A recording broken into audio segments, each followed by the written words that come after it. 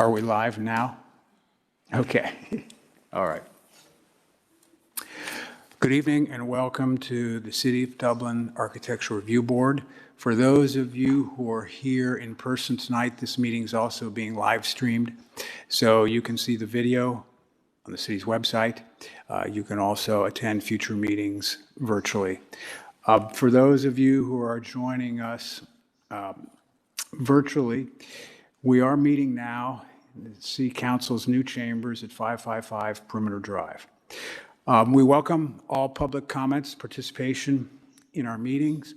For those of you who are here in person, you'll have an opportunity to be sworn in a few moments, and you can come up during the individual case.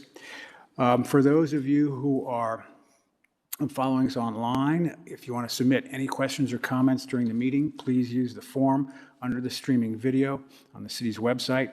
Your questions and comments will be relayed to the board by the meeting moderator. Please provide a valid name and address when submitting comments. The procedure for each case this evening will begin with a staff presentation, followed by an opportunity for the applicant to make a presentation. The board will then have the opportunity to ask clarifying questions, first to the staff, then the applicant, prior to hearing public comments. Finally, we will then deliberate on each case. So we start our meetings with a review of the documents. Is there a motion to accept the documents into record? Oh, thank you. Okay, we need to do the Pledge of Allegiance. If you'd all stand.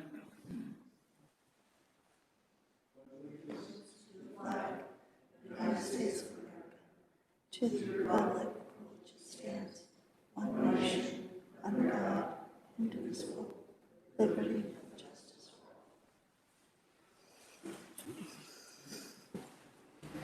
all. Okay, Lori, would you like to take the roll? Mr. Alexander? Here. Mr. Cotter? Here. Ms. Cram? Here. Ms. Cooper? Here. Thank you. All right, now, is there a motion to accept the documents in the record and approve the minutes from the meeting held on the 17th of November? I make a motion to approve the minutes and accept the documents. Your second? Second. Ms. Cooper? Yes. Mr. Alexander? Yes? Ms. Cram? Yes. Mr. Cotter? Yes. Thank you. All right, our procedures for each case. We're responsible for the review of construction, modifications, or alterations to any site in the area subject to architectural review under the provision of Zoning Code Section 153.170. The board has the decision-making responsibility on these cases. Anyone who intends to address the board on any of the cases this evening will be sworn in. The agenda order is typically determined at the beginning of the meeting by the chair. We will follow the published agenda this evening. Okay, I'm going to swear in the witnesses, so anyone intending to address the board on cases this evening, please raise your right hand and address in the affirmative. Do you swear or affirm to tell the truth, the whole truth, and nothing but the truth in your testimony to this board? Okay. All right, thank you. All right, we'll move on to our cases. These are new cases. We've titled these in the agenda as new cases. Case 1 is the Crone residence at 94 Franklin Street. This is a minor project review. The application is a request for construction of an approximately 1,300 square foot addition to the rear of an existing home on a 0.35 acre site zoned historic district, historic residential. The site is east of Franklin Street, approximately 275 feet north of the intersection with John Wright Lane. Mr. Hounshell will be our presenter. And Zach, whenever you're ready. Great, thank you very much. Well, good evening. Before you tonight is a minor project request for the property at 94 Franklin Street. This site is highlighted in yellow on the screen. It is located within the historic residential district and is sited between Franklin Street to the west and Mill Lane to the east. To get a better understanding of kind of the inner workings of this site, there are two vehicular access points, one off of Franklin Street and one off of Mill Lane. The applicant is proposing to remove the Franklin Street vehicular access with this proposal. Additionally, there is a grade change slope from the west to the east as you move across the property. And there are additional mature trees towards the rear of the property as well as to the south of the existing home. And just to give you some context for the type of architecture that is located surrounding this property, you'll see the two properties on the east side of Franklin Street to the north and south of this site, as well as the three properties across Franklin Street. To get an understanding for the type of building that we're looking at, so this home was built in 1950 and is recommended contributing as a minimalist traditional home. The site includes vinyl siding, a brick chimney, aluminum sunroom to the rear of the home with a small wooden deck, and then sash windows with fixed shutters throughout the building. So this home style was typical. You would have seen this in the mid-20th century. These homes were generally 1 to 1.5 stories in height with a pitched or gable roof, a simple roof line, and a small covered front porch. You'll see shown in the screen is the small front porch and the brackets that are located here. These brackets are original to the home, and one of the conditions would be to restore these or keep these with any proposed modification to the home. And then you'll see the detached garage, which is located to the rear of the home. Detached garage are also details that were typically associated in some cases with minimal traditional home styles. You'll see the vinyl siding with the fixed shutters as well here. So this case was before the board in October of this year, so approximately 2 months ago, for an informal review. And there were a number of comments that were provided to the applicant, which they have considered and updated their plans with, but the site plan is what was presented back in October. Some of the comments that were presented regarding the addition were stating that the addition need to be subordinate and complementary to the existing minimal traditional style of the home. Vinyl materials, any new vinyl materials would not be supported as they are not a permanent material. And then simplifying the roof line because there were a number of different side and front gabled roof lines with this addition.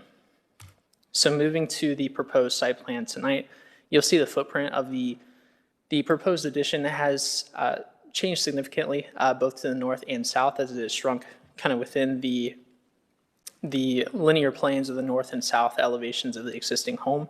So this addition is approximately 1,225 square feet in footprint. So it is smaller than original. And that is highlighted in the reddish pink. The blue structures are the existing home and garage. So the building does extend past the south linear plane of the home by approximately 6.5 feet east of the house. So they work to preserve the corners of the home, similar to what was recommended by the board back in October. Additionally highlighted in yellow, the applicant is showing a future terrace and deck. However, these would not be approved tonight as the design has not been finalized. This is just to show where this location could go in the future. Any future terrace or deck would be required to receive approval from the board. And finally, regarding the site, the applicant is proposing to remove the existing front driveway off of Franklin Street and then the existing split rail fence to the north and south of the garage. Should be noted as well, this addition does meet all setbacks, and then the addition also meets all lot coverage requirements for the site. So getting into the elevations, shown as the west elevation, you'll see the previous submittal back in October on the left, and then the current submittal, which is being reviewed with this minor project tonight. Shown in blue is the existing home, and red would be the addition. You'll see there are significant changes to the north side of the home as they have removed the shed dormer portion of the addition and have brought it more narrowly within the footprint of the home. However, you will see on the south side of the building, it does still extend approximately 6.5 feet from the facade of the home, but it is pushed further back into the site about 6.5 feet. Additional updates from the previous iteration, the applicant is proposing to replace the vinyl siding of the existing home with a white engineered wood horizontal siding and a smooth finish. I know the plans do show that it is a textured finish, but the applicant has made a clarification that it would be smooth to replicate the siding that is currently there. Engineered wood does require a waiver as it is not a considered material within the district. Additional material updates include 4/4 and 6/6 black aluminum-clad double-hung wood windows, which would be fitted in the existing home, garage, and the new addition. So 4/4 and 6/6 would be consistent throughout the entire project. Additionally, the current plans do show new composite wood shutters, which would be painted black. A requirement of the code is any new shutters would require hardware to make them at least appear operable. So that is a requirement of the code and is conditioned in this report. And then finally, the applicant is proposing a fiberglass 6-pane front door. Additionally, fiberglass is not considered as a permanent material, so it would require a waiver as well. And shown as the north elevation, to give you an idea of what has changed. Here you can really see there are a lot of significant changes here. So stating first, the shed dormer roof with the standing seam has since been removed. And you'll see the roof line has also been simplified here. With the simplified roof, majority of the addition is a front gable with minor side gable portions throughout this addition. But with the increased, or with the less wider footprint of the home, the applicant has pursued a higher ridge line, which does meet the height of the home almost exactly. This addition will be clad in an engineered wood board and batten, which would be a smooth finish. Again, engineered wood does require a waiver. And then with the addition only, there would be a burgundy thin brick water table with glass block windows within the water table. Thin brick is also a material that requires a waiver as it is not considered within the historic district. Finally, looking towards the garage, the applicant is proposing 6 10-inch pilasters and engineered wood flat trim panels on a portion of the garage to frame a planting wall. Staff would not recommend the use of pilasters or flat panels on the garage as they take away from the minimal nature of the home and are not typical with this home style. Shown as the south elevation, a lot of the same things that you can see here, as well as the north elevation, the material changes, the height change, and then the simplified roof line. Additionally, all shutters that were proposed on the current plan sets would only be to the garage and the home to kind of distinguish them from the addition. And finally, the rear elevation, which would be the east elevation. This is probably the best view you get of the multiple changes that are made to the roof line and to the footprint of the home as it has become more skinny on this site. Additionally, you can see there are 3 fiberglass doors with 6-pane transom windows above. And then the applicant is also proposing 5-pon gable vents throughout this addition as well as on the home. Staff has conditioned that the applicant pursue a wood gable vent to be consistent with previous recommendations within the district. And shown are the number of proposed materials for this addition. You can see the thin brick, the black asphalt shingles. Additionally, the applicant is proposing a Craftsman light fixture, which staff has conditioned to be more traditional to fit with the character of the home. You can see the white heron, which will be the siding trim and, or the color for the siding and trim, the aluminum clad wood windows, which will be a black finish, and then the black composite wood shutters. So there are 3 waivers for 3 of the materials. They are all the same requirements, but it would be for the engineered wood, the thin brick water table, and the fiberglass. Staff has reviewed these 3 waivers to the applicable criteria and has reviewed the minor project to the applicable criteria as well. And are recommending approval of the 3 waivers and approval of the minor project with the following conditions. I'm happy to answer any questions the board may have. Our applicant also has a presentation that they would like to share as well. Thank you. Thanks, thanks, Zach. Anybody have a question for Zach right now? I got one. I just have one, and more. It's more for me to understand. So brick veneer and thin brick. I was trying to find what's the difference.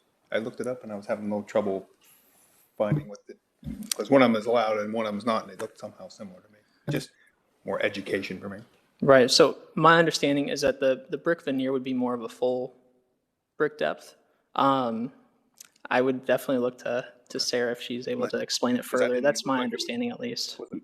Depth, but The text reads veneer because usually, in many cases, that conventional brick is not load-bearing. So it is a conventional brick. It's approximately 3 5/8 to 4 inches wide, but it's not carrying any weight. So essentially, about the load-bearing it's a veneer. It's just covering things. Whereas this product is more like some of the cultured stone and thin-cut stone in that it's a slice of the edge of the brick. And yeah, you can answer that. If you want to answer that in a more elaborate fashion in a moment, that'll be fine. My question is, what is the configuration of the existing picture window that would be to the one side of the door? Is it like just a picture window with divided lights, or does it have casement windows that open, or? And you're looking for the existing window? The existing window on the west, the front elevation. So I believe it'd be on the north half. It's covered by a tree in every picture you have. So my question is, what's the existing configuration of the window? So that might be for the applicant when they come up. That's the window I was trying to see. I just wasn't sure what the existing configuration is. I would look to the applicant to what the existing configuration is.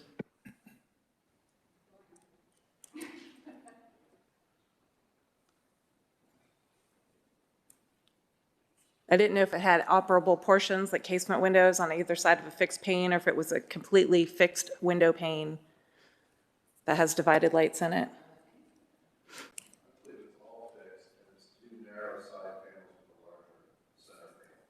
But the side panels aren't casements, they don't open, they're fixed. I could probably tell from that picture. I tried to zoom in this picture and I couldn't figure it out.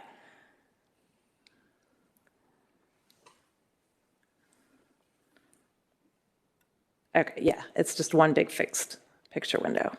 There's no casements. with dividers. Yeah, so Yeah, 1, okay, 2, yeah. 3, 4 by 1, 2, 3, 4, 5, 6, 7, 8. 8 by 4 divided lights, fixed window. Thank you. And sorry, really quickly, we do have public comment as well to be read. So whenever you would like to have those read in. I want to hear from the staff, or excuse me, from the applicants, and then we'll have the public comment. Sure, come on up.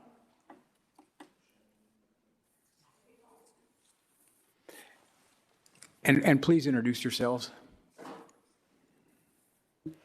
I'm Shannon Crone. I'm the resident at 94 Franklin.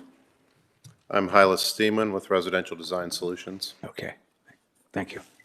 Would you mind pulling up, Zach, the slides that I sent? So Zach mentioned a few conditions, and I've sent him some responses on those, although I didn't get it in before the submission on Friday. So I just wanted to walk you through some of those conditions. I think some of them will be non-conditions after the discussion here. The first is on item 2. So he had included that I needed to provide material detail of the board and batten. So it is the same LP Smart Side materials that I had included in the submission for the horizontal siding. So you can see the horizontal I've got on the left. I just provided a larger picture for you all. Even though this is in a beige, it's all going to be in that white heron color that was submitted. And then the board and batten will also be the LP Smart Side materials. It will be 10-inch smooth texture, so it will continue to look like the existing, the siding that's up there today. And then it'll be the LP Smart Side smooth trim pieces as well.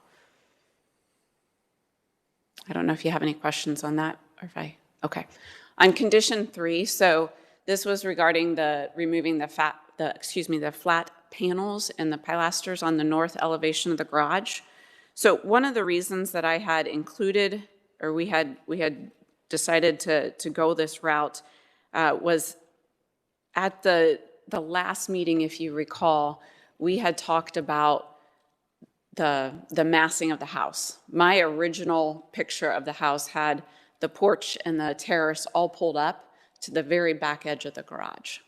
With considering your feedback, obviously you see much of the structure has changed. It's become much more narrow, causing me to push the porch and the terrace back, such that the terrace is now sitting directly beside my garage.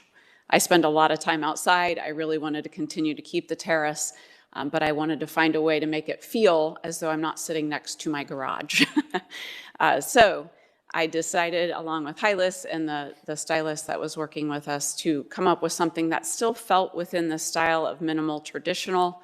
I recognize that it probably feels a little ornate compared to the start of when these houses were being built in the early 1900s. But these houses continued to be built well into the 50s. This house itself was built in the 50s. After the World War, they started making them a little bit more ornate, still keeping them rather simplistic. We felt this design was still rather simplistic, although perhaps more ornate than they would be at the start of when these houses were being built. So that's why we've done this. I am open to suggestions, but I really love this design. It makes it feel as though I'm sitting outside in a very nice courtyard. So I would like the board to consider that when they're deliberating. Again, the flat panels will still say in that LP Smart side in the white heron, so it will have the same look and feel as the rest of the house. Condition 5. So the feedback was that the light fixture that I had selected was too craftsman style. So this is a traditional lighting fixture that I would like to be considered instead. You can see I've included the filter when I searched online at Lowe's to find a traditional style light fixture. I've included the item and model number. It would be in that black color so that it sticks with the white and black color motif of the house. Condition 6 is related to the wood gable vents. So I would like to continue to use the Fipon manufactured product. This is one of the foremost provider of gable vents. I've spoken with several individuals that have used them in historic homes. The products are designed to align with the historic style of any home. So we can get it structured such that it would fit with the minimal traditional style of this home. It does have an authentic wood appearance, and it's actually molded to resemble wood and the wood grain. Once it's painted or stained, it is indistinguishable from wood. My other considerations are these vents are at the very top of the house. I don't know who's going to be driving by or even walking up to my house and noticing that it is something other than wood. And my only other point on that is wood is obviously it's a very porous product. Up at the vent, it's getting a lot more moisture. It's going to require much more upkeep than the product by Fipon. The other two items I have here are really discussion items. They are not part of the considerations or the conditions that were presented. I'm happy to hold those for a moment, but would like to still discuss them this evening. I'll take your direction on that. Since we haven't had a staff report, and I understand the other is perhaps some additional space that you want to add to the structure? The first one is a consideration that I'd like to make sure we talk about tonight because it would be something I would like you to consider for approval. The second item is more for getting feedback on a future addition to them. I think both of them, it's difficult for us to act on them because staff hasn't had adequate time to do a report on them. So we can act on the application as presented and hopefully at least allow you to move forward with what's been presented. So these other items we can discuss perhaps when we finish the initial application, discuss these and give you some feedback, but I don't think we'd be able to vote on these as items to approve or disapprove tonight. But we can give you some feedback after we discuss the rest of them. Since you're up here, why don't you go through the two and then we'll go through the staff report that we have. Okay. Item number 1 is literally a few inches. If we could please talk about that, I would appreciate it. The other one, I am perfectly happy to wait on. Well, why don't you at least explain the two, since you're up here? And then we'll address them as a part of our discussion, so. Okay. You want to skip back to item 1? Sorry.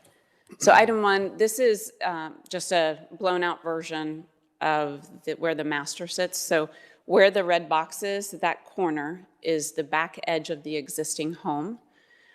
Original feedback, we had pulled this in because you had concerns about massing and keeping the original structure as is.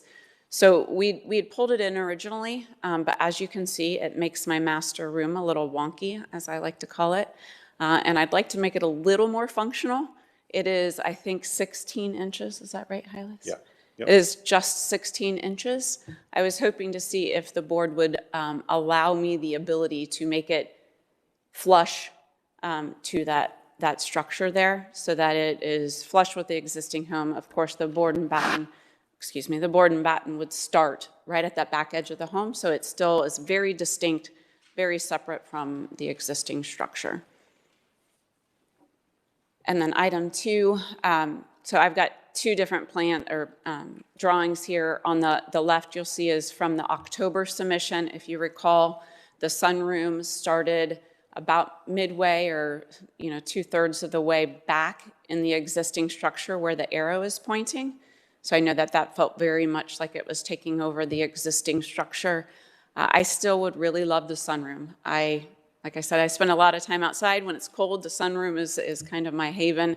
After looking at the plans, this is really the best location for it on this north side of the house, because I can get the sun, on the back edge of the sunroom as it comes up in the east, goes over the house. I still get it when it's setting in the west. So we are, again, this will be for a future submission. I'm not asking you to approve this tonight, but the arrow is where the existing back edge of the home is. The red box is where we're proposing a future sunroom would go. Okay. And anything else in your initial, I'm sure we're going to have questions. Anything else in your initial presentation? No, I don't think I have anything else. No, you go. Okay, all right, thank you. Yeah. Zach, do you want to go ahead with the public comment we've had? Sure, I think Sarah has them to read. Thank you, Mr. Chairman. The first one comes from Mr. Gerald Tout, and he says, as concerned residents that live on Franklin Street, we are aware of the proposed improvements to the Crone residence at 94 Franklin Street. After attending the ARB meeting virtually on October 20th, reviewing the proposed improvements, original and revised, viewing the property from Franklin Street and Mill Lane, and considering the comments provided by the ARB regarding the original proposal, we fully support the revised plan being presented tonight. The revisions have respectfully incorporated the comments from the ARB. The proposed improvements do not appear to impact the historical features of the residence and will enhance the property and the neighborhood. The residence, as proposed, will seamlessly integrate into our neighborhood. We want to welcome Shannon Crone to our community and neighborhood and appreciate the significant investment that she is proposing to make. Again, we want to express our support for the proposed improvements that have been put forward by the property owner. And then we have another one from Janet Wages, and she's at 86 Franklin Street. And she says, our family is excited to see the residence next door brought back to life.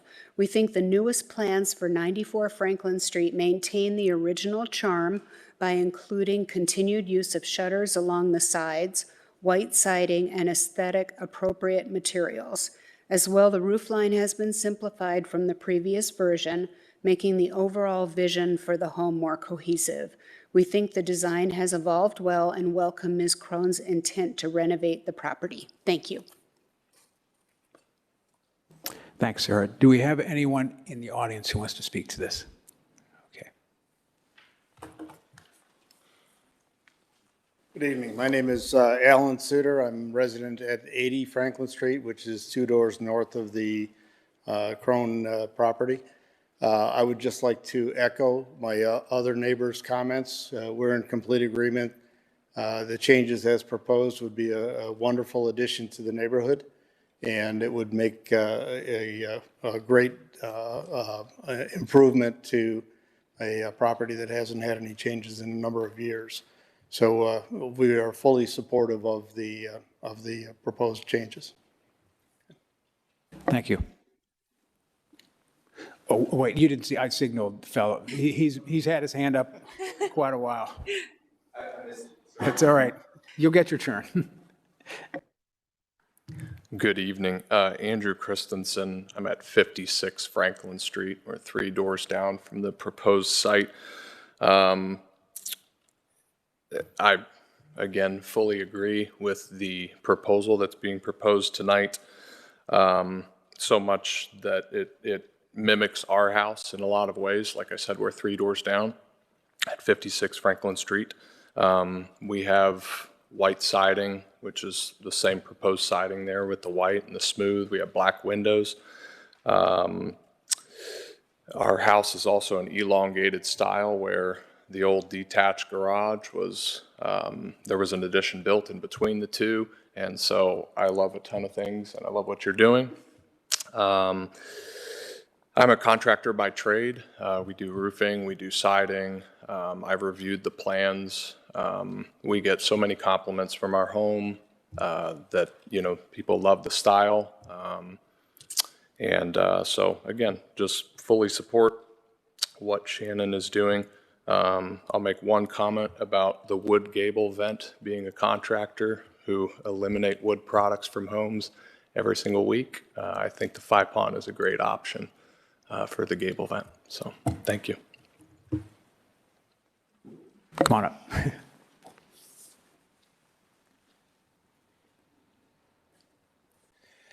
Good evening. My name's Mike Strang. I reside at 75 Franklin Street, so 2 doors down and across the street from the Crone residence. We would like to express our support for the improvements that are going on there. And I have no sense of architecture, but when I would say this, when you look at the improvements that are going on in the historic district overall, I think the residents of Shannon Crone matches many of what has been done, and maybe in a more tactful way.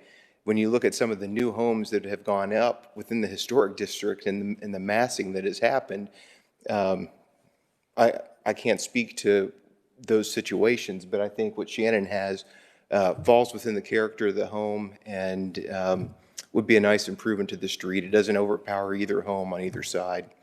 And speaking of the sunroom, and this isn't directly to the sunroom, this just may be for consideration of the board in the future for homes. When we walk down the street, Andrew and Cherston have a front porch. They're out on it. That's a new addition to their home. Everybody stops and talks to them. When Sue and Roy, the neighbors to the south of Shannon's house, are out on their front porch, people stop and talk to them. I think the sun porch and having the terrace for this home allows a sense of community that as people are walking by, it brings people together. I would ask that the board consider these things in the future and allow these outdoor spaces that allow people to congregate to go forward. So with that, we support the residents. Thank you. Thank you. All right, board members, thoughts? Can I have you pull up just one more reminder now that we've had these couple other things, have the overall plan? Yeah, thank you.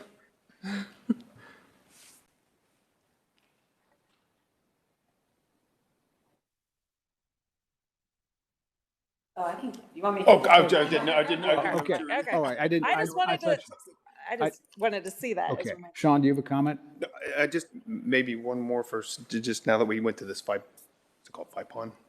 In the recommendation, you've said you would rather not. Was there a reason? I mean, it's an engineered product. Is there something that to take into account from the staff report? Right.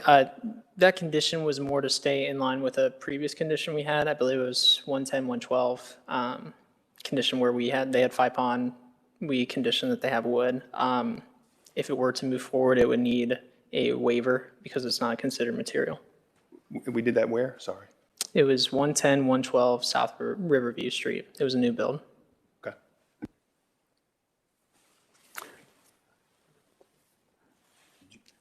I can start with my comments. Okay. First of all, I want to say thank you. You heard what we said last time, and I think this is a great solution. So I'm very happy with the new configuration and preserving the house. Actually, the only concern I had was with the picture window, and that's why I asked.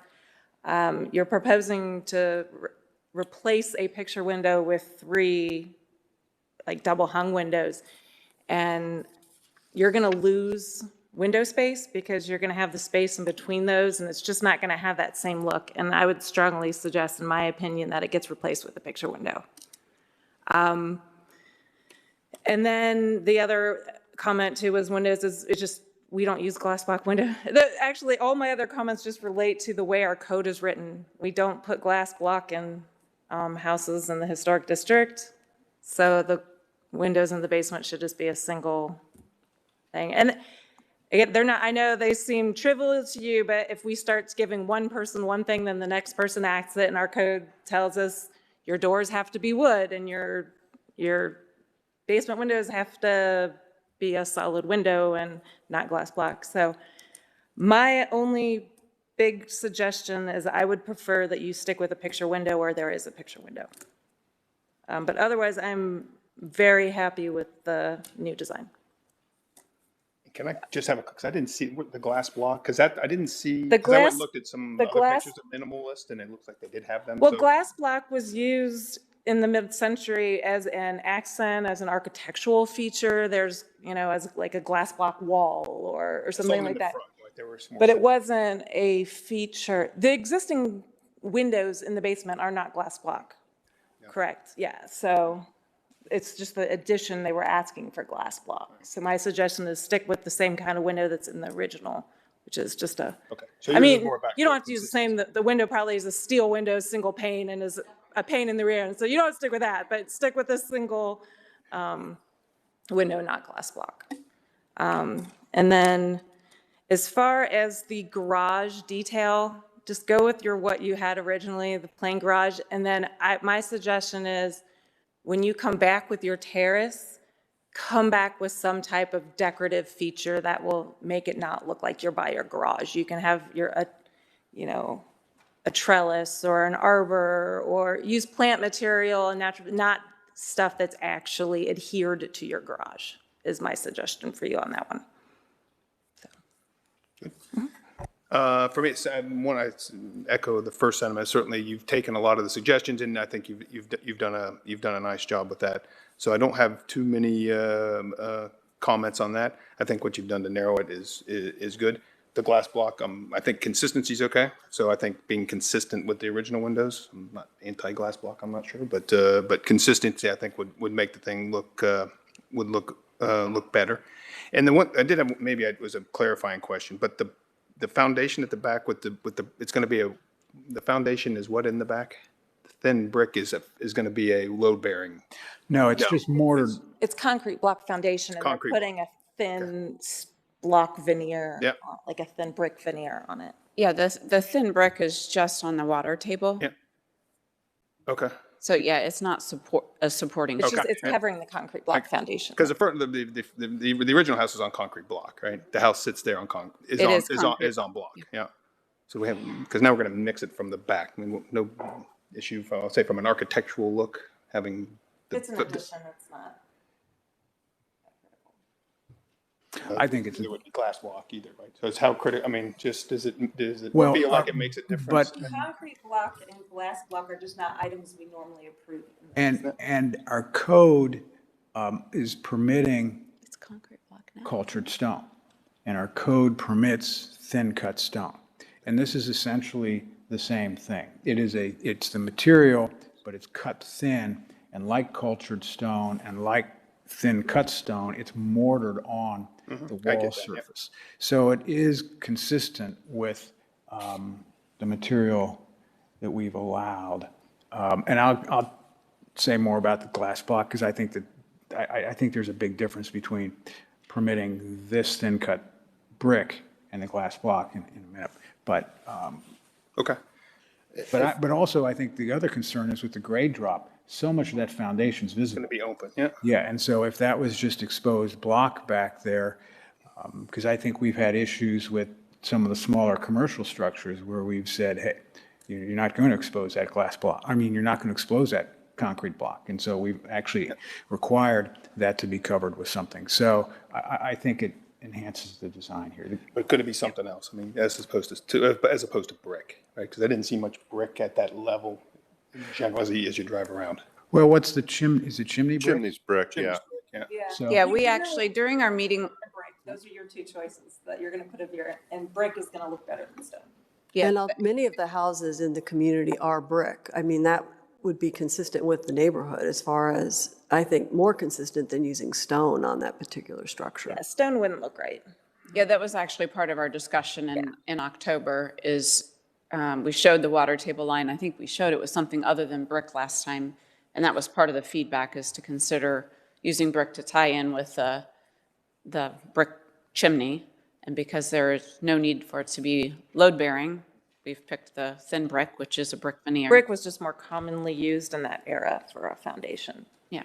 And just like Gary said, since the grade is dropping there, we've got a lot of foundation exposed on the hyphen, so we didn't want all that exposed concrete block. So Yeah, I that's get why that, yeah. we chose to clad it in something and limited it to just the addition. We weren't doing the Clear. brick water table on the existing home or the garage. Okay. And my last point, and for me, I think it's the same with the garage. I'd leave it. It's the same as what I'm Well, saying. and then I have the same comment with, as Amy had with the garage. I'd leave it plain and then, come back and whatever. Okay. There's other things you could put there that would be, you could add as an accent later. But otherwise, I think. Do you guys have suggestions on what that would be and what would be acceptable? For me, I would treat it as landscaping, something not adhered to the building. trellis.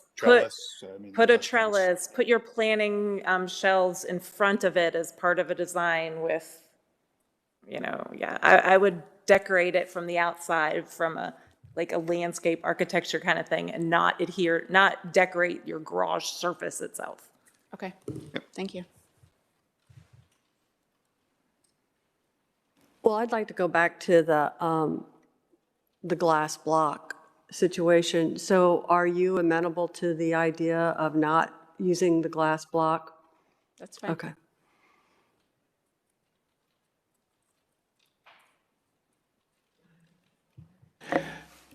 Yeah, and I had issued, because the block, it's only used, glass block has only been used that way recently. And Amy's exactly right. These would have been steel casements and it would have been a simple opening. And so while it's a product that's old, it came in the 20s and 30s and was used in a lot of Art Deco structures. It was used wasn't as a a basement basement infill. It started maybe in the 80s and so it wasn't something we'd see with the house. Honestly, you see it in these because it was in the first submission, so there was no feedback on it, so we left it. All right. I'll give you a couple thoughts. I agree with the staff and the board on the garage elevation just looks overwrought. I mean, there's so much energy there that's so different than the rest of the house. I mean, it will have more prominence in the front of your house. Some older structures in the 20s, the bracketing that you see in the front of the house that was pointed out in the staff report, you'll see brackets attached to a house and you'll see wooden members that run horizontally and parallel the house. And so things are allowed to grow there. So that's one decorative item that could connect to the front of the house. Okay. If you look at the library, now it's a more contemporary, the parking garage by the library. It's a more contemporary example of how people use landscape, create a wall landscape by getting a trellis, a metal structure that actually sits forward. So it protects the finish on the wall, but it also gives you the opportunity to create a vertical garden.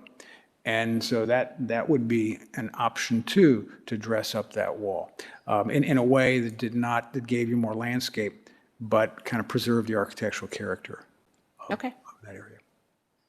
What else haven't we? Did anyone else agree with me about the picture window, or you guys that didn't bother you? Didn't bother me when I first looked at it. I said it changes the front, in my opinion, by putting 3 double hungs in a row and losing that space in between. You're narrowing your visual field and changing the look of the front of the house.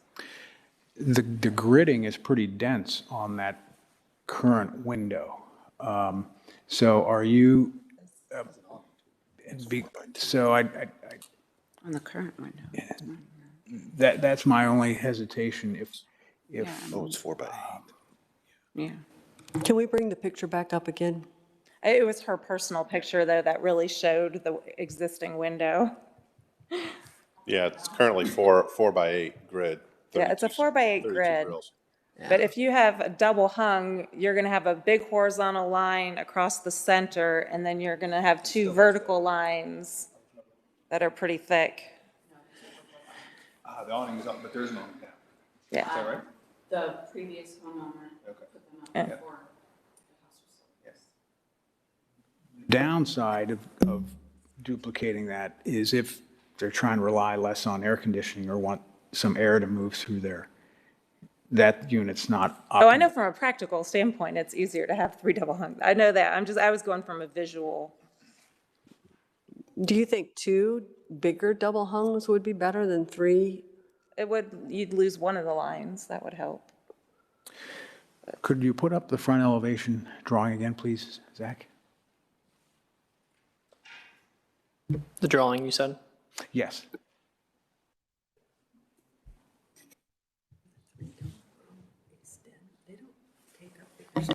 Well, so when you have the 3 double hungs, you're going to have at least probably 3 inches between each of the windows. Right, so you're going to lose some you're gonna- lighting, or it's going to be more bulky than what Be this bulky, yes. currently is, but it's not proposed to be bigger than the No, existing the space. overall opening is the same. The amount of glass, the amount of visual light will be different. Yeah, Because you're losing a horizontal, probably 3 or 4 inches right across the center of your view vision, and then you're probably 3 or 4 inches where the 2 windows meet. in my opinion, the window's not that big, so maybe 2 would be. If, I'm not opposed to either the 3 or the 2. I understand, but I understand Amy's position from a visual, and perhaps having only 2 and having them be a little bit larger would be more consistent with the historic nature. Okay. Does that feel like that? I mean, I think that would be better, yeah. I think that not being able to open the front windows is very bad. That's why I was wondering if the original had casements, because a lot of those had affixed and then casements on the side.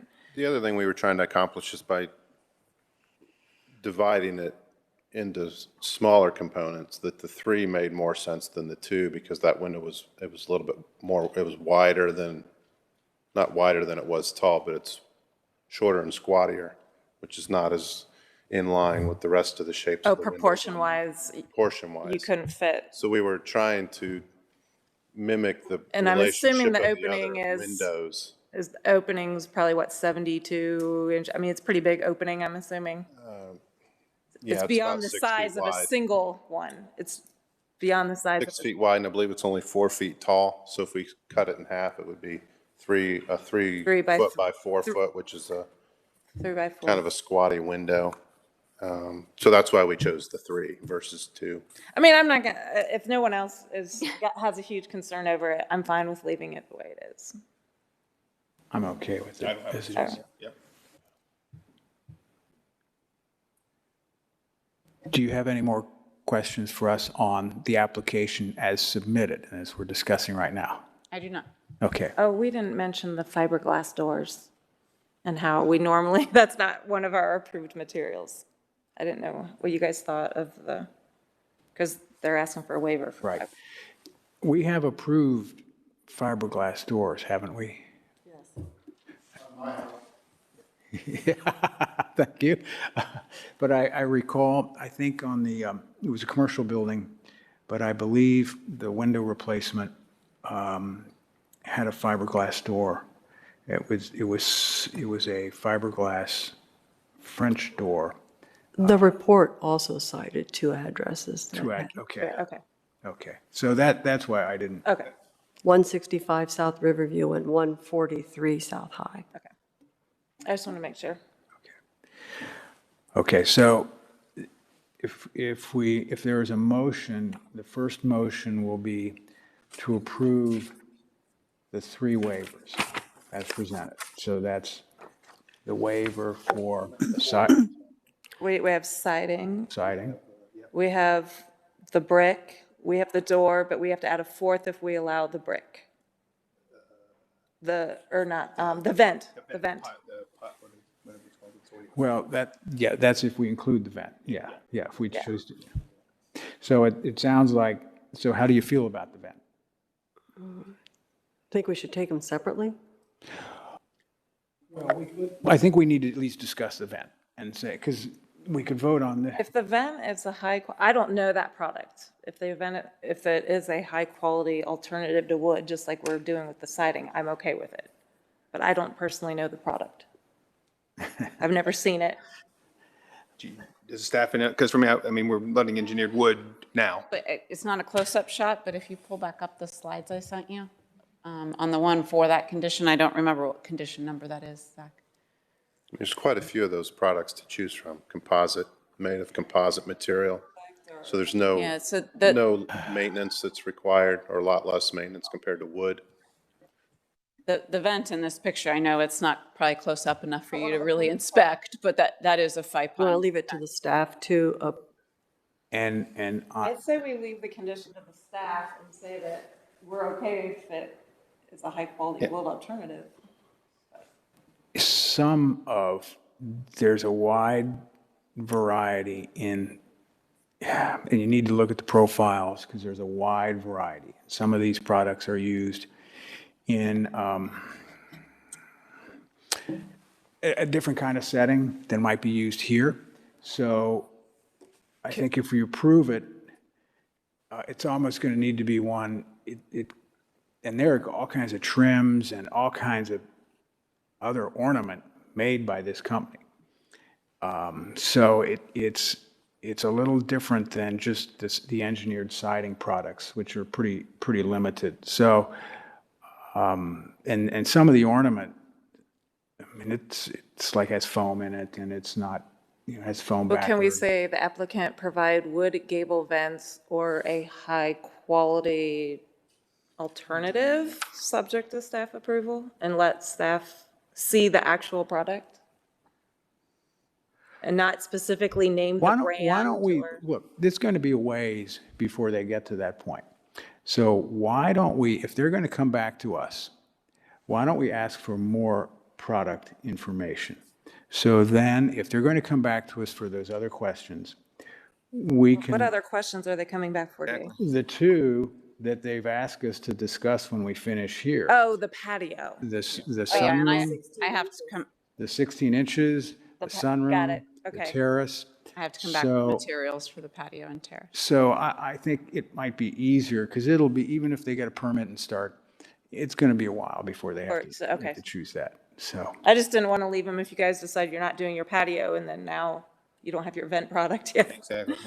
But I anticipate coming back in February for the patio stuff.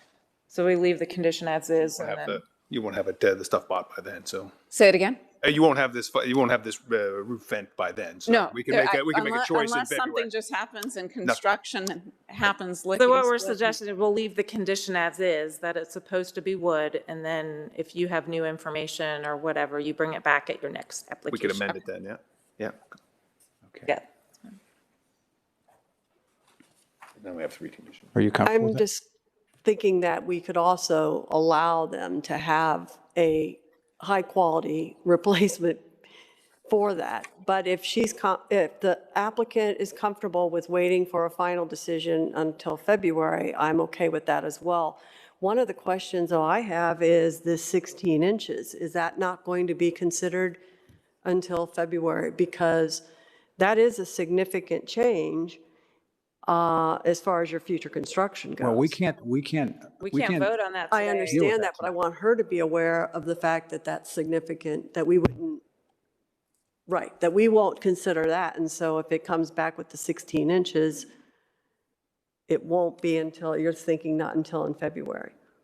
No, I had really hoped you'd consider it tonight, given it is Yeah. 16 inches and it is, we're hopefully starting excavation in January. I'd need to know that for the excavation. That's actually, Yeah. we would need official like plans to review for that, because bringing it out to being flush with the wall, the original house wall, brings up a lot of details, like how are you joining the siding in, and Roof pitch is going how to does change. how does it change? Yeah, because you're now extending the roof out another. So there's a lot of little details. It's not as simple as just moving that wall out 16 inches. So we need to see the elevation. Yeah, all the details need to So, be, yeah, need to be worked All out. those plans need to be in what we actually approve tonight. There are other ways to handle that offset in that bedroom that can be corrected, not by making changes on the outside.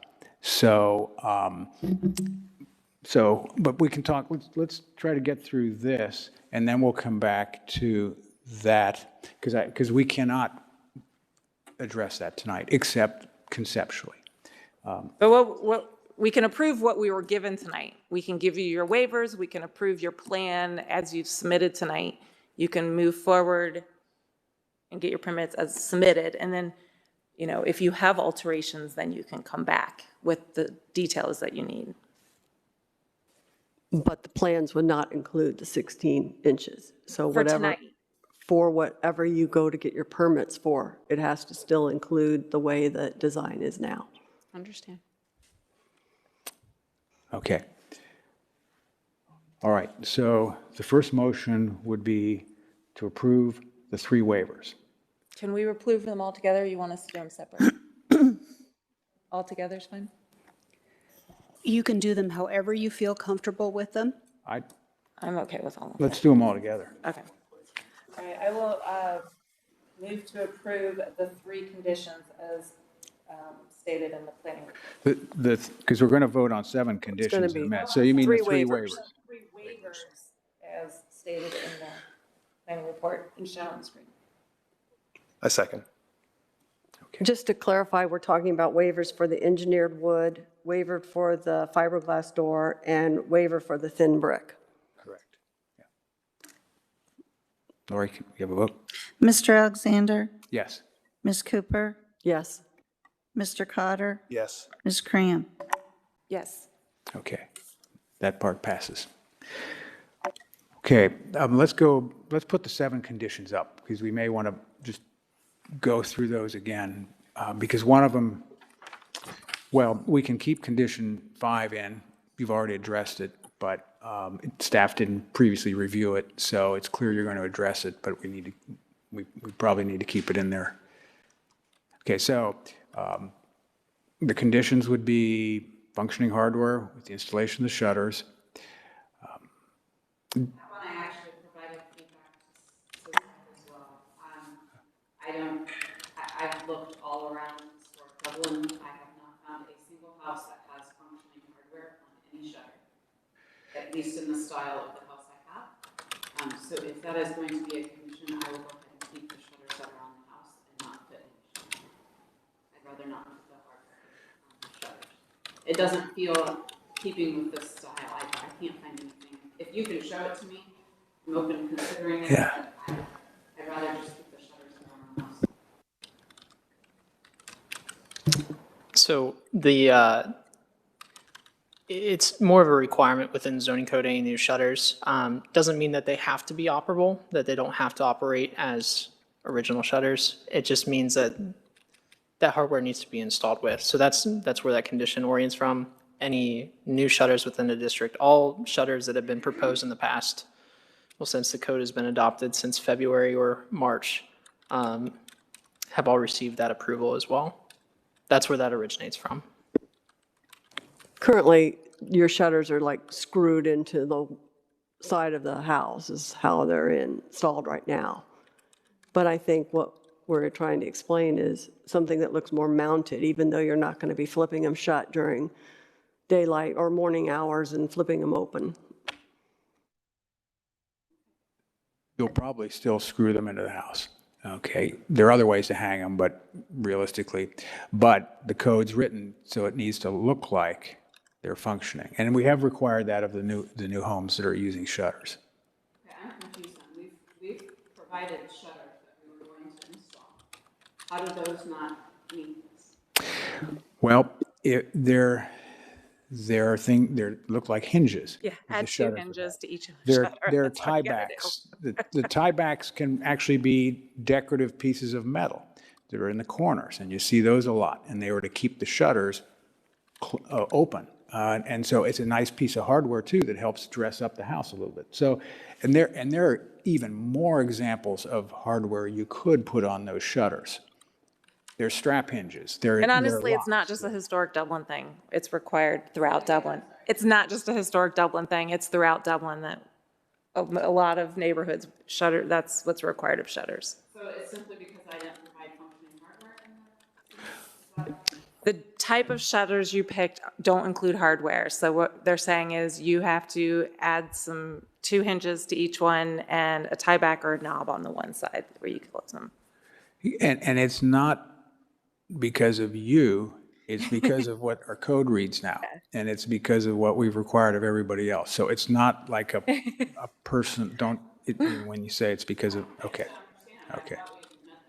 I don't functioning hardware to me means, I don't know, maybe something other than what you're describing. Function means if, you lived like in a tornado was coming through or something, or a big storm, you would actually close your shutters and hide your glass. We would encourage you to do that, to actually make your shutters functioning. But, knowing that that's unrealistic, this is a step we take. Okay. The new builds in our historic district have these functioning pieces. Yeah, we've Just some of the new builds that have gone in, or all of the new builds that have gone in the historic district have an appearance of functioning hardware with their shutters.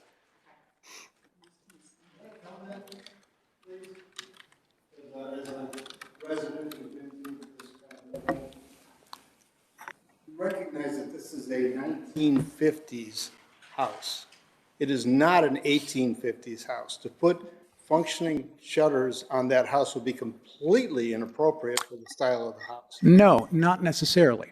You can go to other parts of the country where the shutters actually operate. In Dublin? That style of house. 1950s house in old Dublin.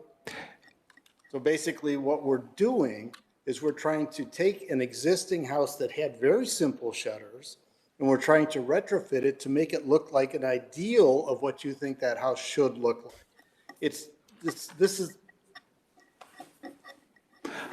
a part of our code, and there was a time for public comment when the code was adopted, and that feedback was taken then, and it's a part of our code, and we don't have a choice.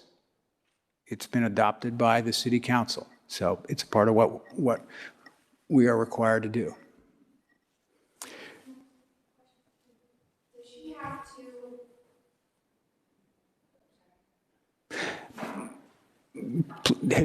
Please introduce yourself, and then I'm assuming you were sworn in? Yes. Okay. Yes, I was. Melanie Strang, 75 Franklin Street, catty corner across from the proposed plans. If she uses the existing shutters that are on the house right now and does not replace them with a new product, does she then still have to put the hardware and the hinges and everything with that? That's my... Well, you're going to have to take them off to reside the house, so they're coming off. But that's a fair question. Yeah, so So if the house wasn't being resided, the shutters wouldn't have to be altered at all. Correct. That's right. And, That's a really fine line.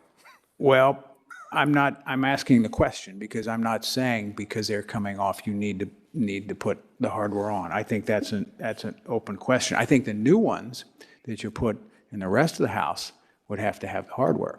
But From a perspective of, are you replacing the shutters? I would say if they're not being replaced, they can go back on as they were. But if they were going to be replaced, that's when the new requirements under the historic district are for that hardware. However, there wasn't a waiver requested for that hardware, and there is a good point about the house in particular, its style, and how those shutters would have been used. So I don't know if that's something the board wants to I discuss. suggest just keep your shutters that you got. And then I would again. suggest just keep your existing shutters and don't mess with putting on new ones that have to have the hardware. That's what I Yeah, was suggesting. Yes. Because I'm good with that. The original submittal, we had shutters shown on the addition as well to complement the It's- garage it's- and the house, and it was advised Yeah, in October, You aren't required don't to put shutters change on your the existing. addition. Leave it alone.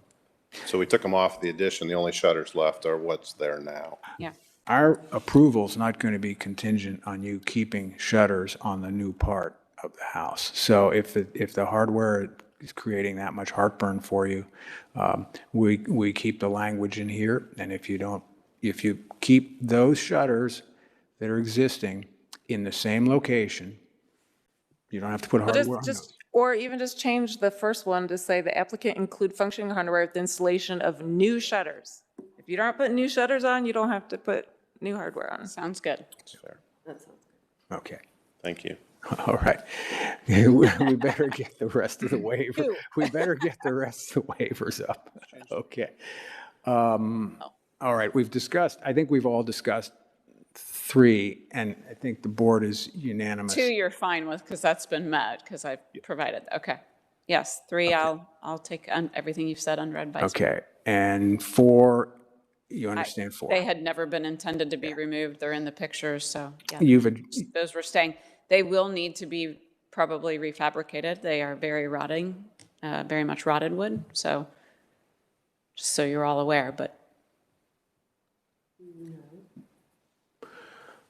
You're gonna have to, you think you're gonna have to remove them? Well, they have to in order to put the new siding on. I mean, put siding on, we'd have to, right? Yeah. I think I don't think there was any evidence that's saying that's the original detail that's saying this has to be replaced.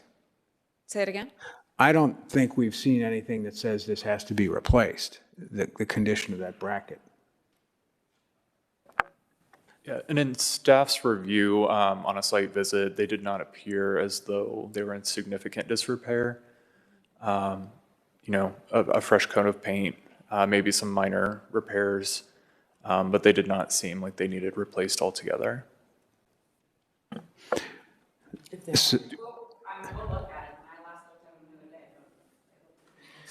Well, If I don't have to read, I'm not going to pay somebody to review them if it doesn't need to be done. Regardless, they're staying. If they're in good condition, they'll stay as is. If they need to be refabricated, they'll be refabricated to look the same. I like that. Just preserve the original bracket. well, Wood, they'd have to be in wood and refabricated. I think if you can't preserve the original brackets at the front door, you're going to need to come back to staff and come back to us, and we're going to have a conversation about that. Okay. Okay, you've addressed 5, so we know you can address that. We talked about 6, so we'll keep it in there for the time being.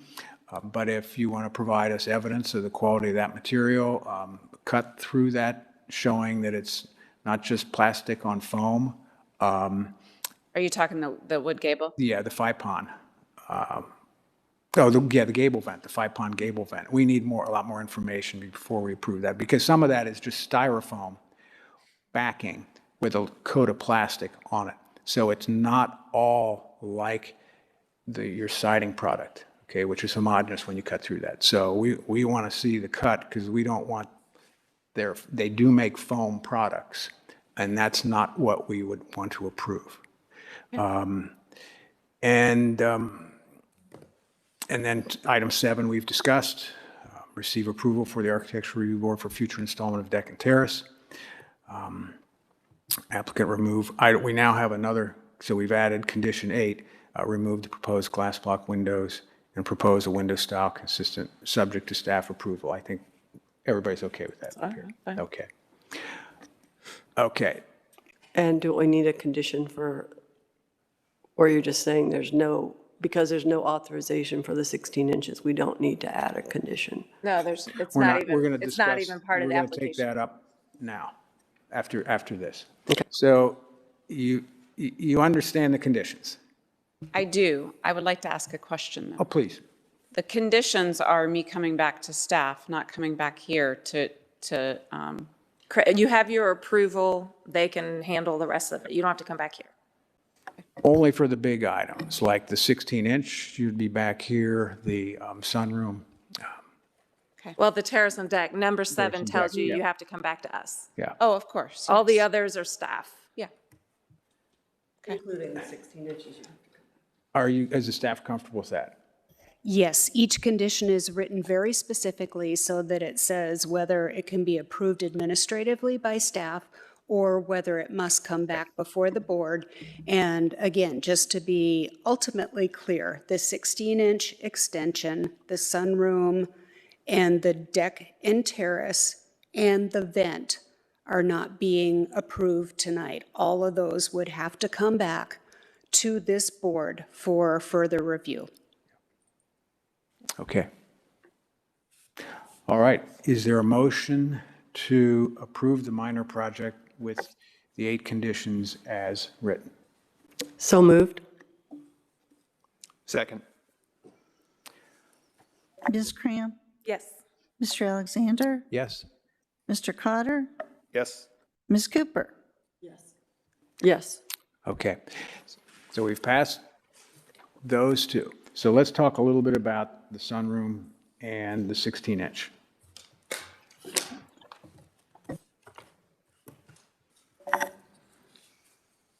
Oh, the floor plan. Yeah. Zach, can you pull up the floor plan and show where that extension would be? My goodness. I wish I could do that. And it's the same height, right? So it's going to be, what, don't remember, so it'll be, I didn't hear your how question. high will it be? I mean, it'll be at the, I don't remember what it looked like Do you before, have so. the original plan? How tall is that? Which one are we The talking about? Sunroom. Same floor level as the great room? Okay. Yeah, and currently we have that 2-foot projection shown as the bay. You can see on the underlay of the drawing below the sketch. That's currently Yep. what's on the plan now. So the idea is that since that has a gable on it versus the shed we had before, which was not received well, that since we have a gable there now, we're just merely widening it and pulling it out farther. And this would be, I don't know where it hits in the driveway that's existing now, but it would land somewhere in the driveway that's there, so it's not coming across the property and imposing upon my neighbor to the north of me.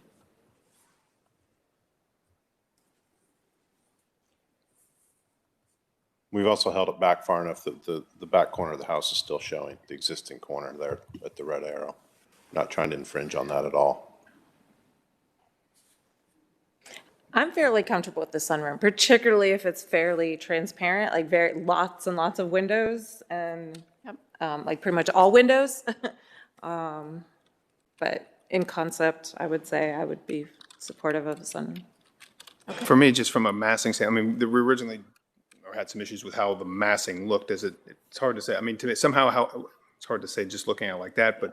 You'd have to but, see a rendering. Yeah, I mean, generically, I could say yeah, but somehow it's got to be really, somehow, I don't know, blends in or just doesn't overwhelm what the north side of the building looks like. Because that's certainly the original one really looked overwhelming on that side. So Okay. I don't know if it's all glass or how it looks. I mean, for me, conceptually, having it being out there, I could Can be I okay. share this with you Sure. right now? Yeah. This Oh, is the yeah, other I drawing that didn't goes include with that. I didn't include that slide in it. Oh, that's from the from the north, looking from the north. The bay both underneath, and then I would widen the windows. Yeah, that's not giving me too much. I'm pressure. Yeah, that doesn't help too much. I'm thinking, Because I would be more when from you look at it when this you look at the west elevation, the Coming from the front of the west. house, Yeah. we're going to want to know, what does it look like from the front? So you need to make it very like light and transparent. Don't make a heavy, blocky structure that looks you want it to look like an outdoor space. Yeah. Okay. Yeah. Thank you. Marty, how do you feel about that? Well, I'm not opposed to the sunroom addition. I just would want to see, as has been stated by others, that we want to see how it sets from the original house and how it looks looking eastward from the west elevation. And that drawing doesn't really show us. So I guess I'd want to see some more detail. Does it mean that you are thinking you're not going to put this bay window in now as well? I wouldn't put the bay window in if you approve the sunroom. The sunroom would take the place of that projection. Yeah, so, okay, so that also would change, that would bring this back. And I would probably be, I want to see the how close this is to the adjacent home and see a site plan with the adjacent home on there to see if it's crowding that home, even though it's not requiring a variance, it's within the buildable area. Sure. Sometimes it can still be an imposition on a neighbor. So I think making it as glassy as possible would help dematerialize it so it appears less massive. So you know, that view towards the east and west, if you had one more unit on there, so it was all glass, almost all glass on the east and west except the corners, I think too, it'd make it look less massive from the street.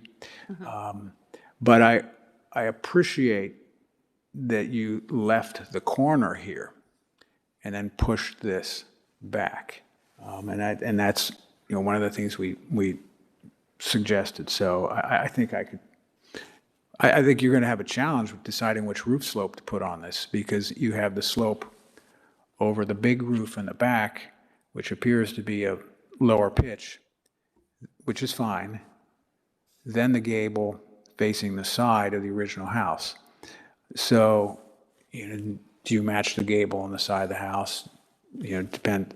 What's your concern? I'm sorry. Well, You you lost me there. you have multiple roof pitches. You have a gable across the back. We have the main, Right, the main at 912 out the back, yeah. And what's the existing? 9 The existing's 9? house. So you're able to match the two? Yeah. Okay, okay. Then we have a 912 coming out the side. That's fine. If Yeah. they're all matching, that's going to make it easy. Okay. Okay. Okay, now the 16-inch.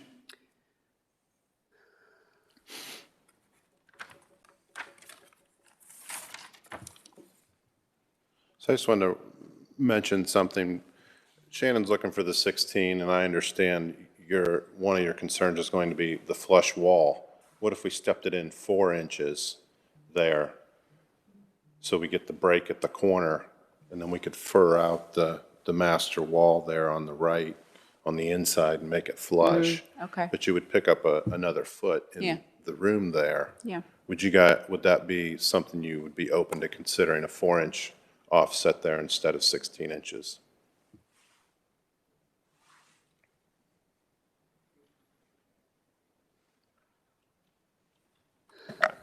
I mean, at one point, we were trying to review that. I'll look at it a bit more on the architecture side, but for me, having where you have a break in the two finishes, for me, is Right. what we were trying to go for. Yep. Is 4 inches the right? I'm not sure exactly 4 inches is enough to do that. 16, could it be less than that? Probably. I don't think 4 inches you'll really see it, and I don't think it'll have the It won't desired have the effect. If it's- effect. if- You know, I'm sorry, say that again. I'm sorry, I just don't think 4 inches is enough. And you could still fur out this wall and use the wall either as storage that's set back, it becomes a wider window seat at the window. So I know you're trying to get continuity across that surface. Yeah, I just in don't there. like where the And bed you- is sitting, right? You walk into my room and it's either on the north wall or it's on the west wall, and regardless, you see it when you walk in the room. I'd rather have the bedroom up on the south wall. A lot of times these offsets aren't very visible from a distance unless they're at least 2 feet. So I think the 1.4 is pretty minimal as it is. I mean, I could see reducing it maybe to a foot, but other than Consider that, 8 inches? I'd set a foot. Now we're negotiating, I said a foot. bartering. I'll go back. Like I said, 2 feet is usually from a distance when these kind of offsets are visible, but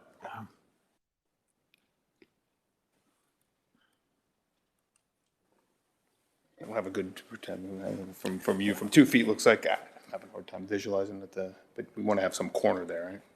because the other thing that makes it hard is we were hoping the projections to the side would be back further from the front of the house. And so your projections to the side are still pretty close to the front of the house. And I'm not telling you to redesign the plan at this point, but that's one of my reasons for being, not comfortable. I'm not comfortable personally with reducing that offset very much. I really liked it as is. When you brought it back, I was like, oh, this is great. This is exactly what you said. Bring it in. So that it was that. So I'm having a little heartburn with adding that. I know it sounds to you like, oh, it's only a foot, but I really liked it, the plan that you brought back. And I agree that I think the character of keep maintaining the corner because it's part of the original structure will be lost if you're less than the 16 inches, so. Okay. I think, do you have any other questions for us? No. Okay. So what's the procedure then to get the sunroom approved? Well, I just want to be clear on that. Mr. Chairman, if I might suggest, all of these questions can be answered with a meeting with staff. And we've got a lot of other complex projects tonight that we probably need to be respectful of everybody's time. Staff is more than happy to sit down and answer all of these questions and provide a lot of good guidance based on the code and the guidelines. And we'd be happy to do that at your request. Great. Thanks, sir. It's going to be a similar process, which we've gone through. Okay. Thank you. Okay. Thank you.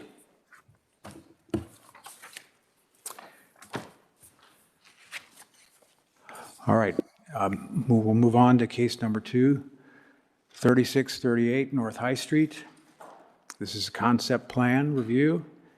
The application is a request for redevelopment of an existing building and parking lot to become a 5,400 square foot mixed-use building and a 3,200 square foot 2-unit residential building. The .25 acre lot is zoned Historic District, Historic Core. The site is northeast of the intersection of North High Street with Wing Hill Lane. Mr. Ridge will be our presenter. Great, thank you. So as was mentioned, this is a request for review and approval of a concept plan for the site at 3638 North High Street in the Historic District.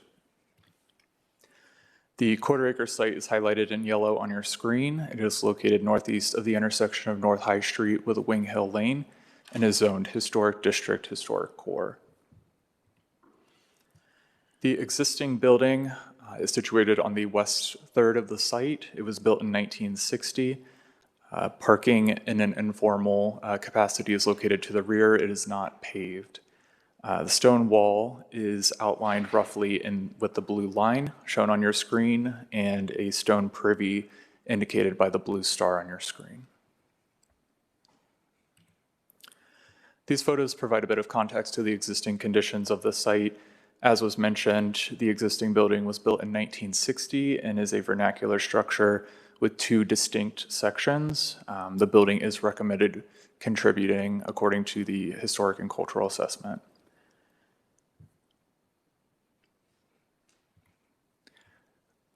And then this is the site as viewed from the rear, or North Blacksmith Lane. So what you see here is the historic privy and stone wall. the applicant is proposing to retain these elements with this proposal. And then just a bit about the demolition process.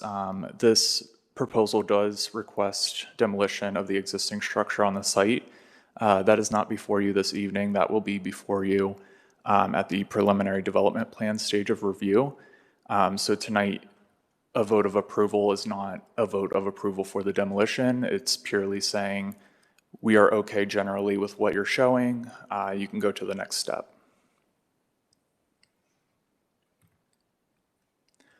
So this is the proposed site plan, and it is largely the same as what you had seen before. Again, the stone wall and privy are centrally located on the site and are to be retained. The applicant is proposing a two-story mixed-use building fronting North High Street with an approximately 2,700 square foot footprint, so 5,400 square feet total in size. A two-story, two-unit residential building is located fronting North Blacksmith Lane. 11 parking spaces are provided, 9 of which are on-site rather, and then 2 of which are on-street. And as proposed, this is just less than 85% in terms of lot coverage, which meets code.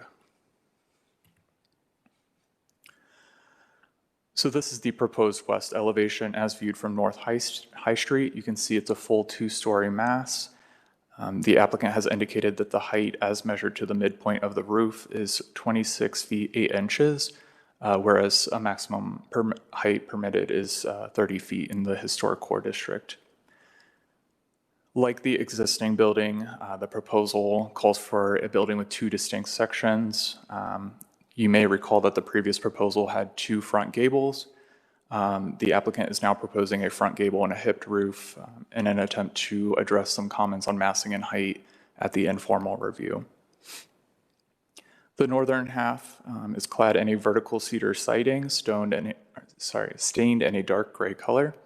And then the southern half is clad in a rusticated limestone veneer. You'll also notice a covered front porch for patio seating on the southern half. And many of those same elements apply here to the rear of the mixed-use building.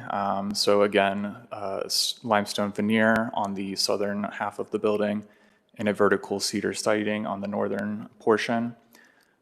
You'll notice that there is a smooth limestone water table on the stone portion and a painted concrete block on the dark gray portion. This is the south elevation, or as viewed from Wing Hill Lane. This is largely the same as the previous proposal. So again, the building is clad in stone as viewed from this elevation. And there are a variety of window sizes and shapes. You'll notice the circular window immediately above the pedestrian entry, and then a number of rectangular standard windows as well. And then this is the north elevation. Similar elements here, a mixture of window sizes and styles. And then this is the residential building, so the east elevation as viewed from North Blacksmith Lane. The applicant is proposing a full 2-story mass for the residential structure as well, a bit shorter. It's 24 feet 10 inches in height to the midpoint of the roof. You'll see here this structure consists of 2 front gables, which form the shape of the building. Each unit has a balcony, and you'll notice here too a similar design aesthetic with the vertical stained cedar siding and the white masonry. In this case, though, on the residential building, the applicant is proposing a white brick rather than stone. And so staff is conditioning that the applicant clad that portion of the building in a stone to match the mixed-use building. This is the residential building as viewed from the rear or from the parking lot. And then these are the north and south elevations of the residential building. This is just a view of the larger site altogether. You'll notice the new Cohatch building is outlined in the background of this graphic. And then these are the proposed materials. These will be further defined and refined with a preliminary and final development plan. But at the conceptual stage, this is what the applicant is proposing. And then the applicant provided some exterior inspiration images, some of these providing some insight on what the rusticated limestone veneer may look like, as well as the vertical siding. And so with that, this was reviewed against all applicable review criteria, and staff is recommending approval this evening with 3 conditions as outlined on your screen. I'm happy to answer any questions you all may have, and the applicant is also in attendance this evening. Thank you. Board members, do we have any questions? I have a question. Can you go back to the site plan? It showed the parking in between the two, but then you showed a rendering that has, okay, so the stone wall, the elevation that you showed that had the stone wall, that must have been the north side then. The north side has a stone retaining wall across it, and parking then is accessed from the south side? And I'm sorry, are you referring to this one? So that's, how do they get to the parking is what I'm wondering. So it's from Wing Hill Lane. There's a curb cut proposed, and I can go So back. that stone wall that we're seeing, is that on the north side? It is. That's Okay, correct. so we're looking through the parking lot and that's the north, okay. Yes. Yep. I was like thinking there was a stone wall right in front of where they were supposed to go into parking. I have a question on this rendering as well. So the parking lot, the way you're showing it is, it appears like some kind of a square figure is being proposed here in the corner right by the residences. Is that like a dumpster? That's what I was asking, wondering with the dumpster. So Because that doesn't seem like, yeah, and that is a dumpster. The applicant continues to work with staff on solutions to refuse that could look like an interior refuse station of some sort, but those details would be further worked out at the preliminary development plan stage. As I say, I think that if you're going to need a much larger dumpster location in a different location, and you're going to lose parking spots. So it's going to be really hard to pull in here and make it into those spots. So I'm questioning whether they actually can fit 9 parking spots. And if those have to be accessible parking spots, they're going to have to be wider, and then you're not going to have, I'm assuming this would be the accessible lot. I don't think they're going to get the number of spaces they think they're going to get there. And so with the preliminary development plan, the applicant is also going to be required to submit a parking plan. So if it's determined that they do need to lose a parking space here, they would just accommodate that in the parking plan, essentially. which they could possibly demonstrate that there's adequate parking in the area with the library parking garage so close. But I would want them to, I'd like to hear a little bit more about the dumpster area, because that's going to take up some space. Okay. And for a restaurant, that's a critical thing, but for an adjacent resident, that's also a critical thing. Yeah, certainly, and I'd be happy to let the applicant speak to that item. Yeah, they'll have a chance to address that. And it's more long-term as we start to do construction here with that stone wall, and just how do we protect it? And we had all these discussions about how we're gonna, because it's sliding to the east anyways, and we start to dig holes out here. I don't know how we'll do that, but somehow we just have to make sure that if we start to do things, we'll have to sort out how we make sure that, because some of that's gonna be on somebody else's property where it could start to move, right? Right. Yeah. Right. I'm sure they're going to address that too in a moment. Walk us through the 3 conditions, because you just said here are the 3 conditions, but let's just read through those so we all understand them before we start discussions with the applicants. Yeah, so the first one, again, just being that the applicant submit a parking plan. It's, obvious at this stage that they're not going to meet parking, so a parking plan will will address that item. Number 2 here, that the applicant continue to work with staff to ensure all parking conforms to the requirements outlined in code. This is specifically regarding the tandem parking that you're seeing. Staff needs to continue to work with the applicant on that. It's unclear at this point if we could be supportive of that. So with a preliminary development plan, we would have a more solidified answer and solution. And again, if that means the parking plan accommodates the loss of one more spot, that could very well be the solution.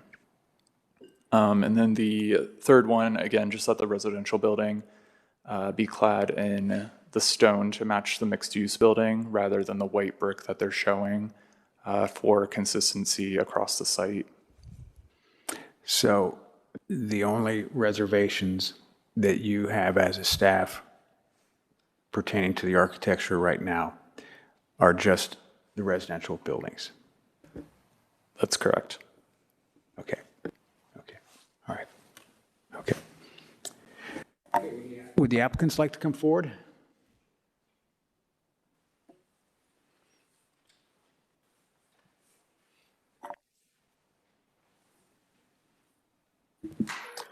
Good evening. My name is Tim Lai, with Tim Lai Architect. I haven't sworn in when I came in. I was a few minutes. Okay. Don't you do?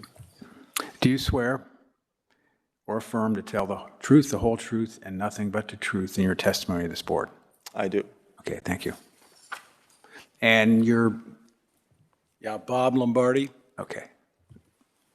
Go ahead. So, well, thank you for, Chase, for the detailed description of our project. I think you're very detailed and thorough. I just want to reiterate that obviously the project is really about creating the building that would actually have improvement over what is currently there, and obviously, hopefully, we'll present a good case next time when we come back for the demo application.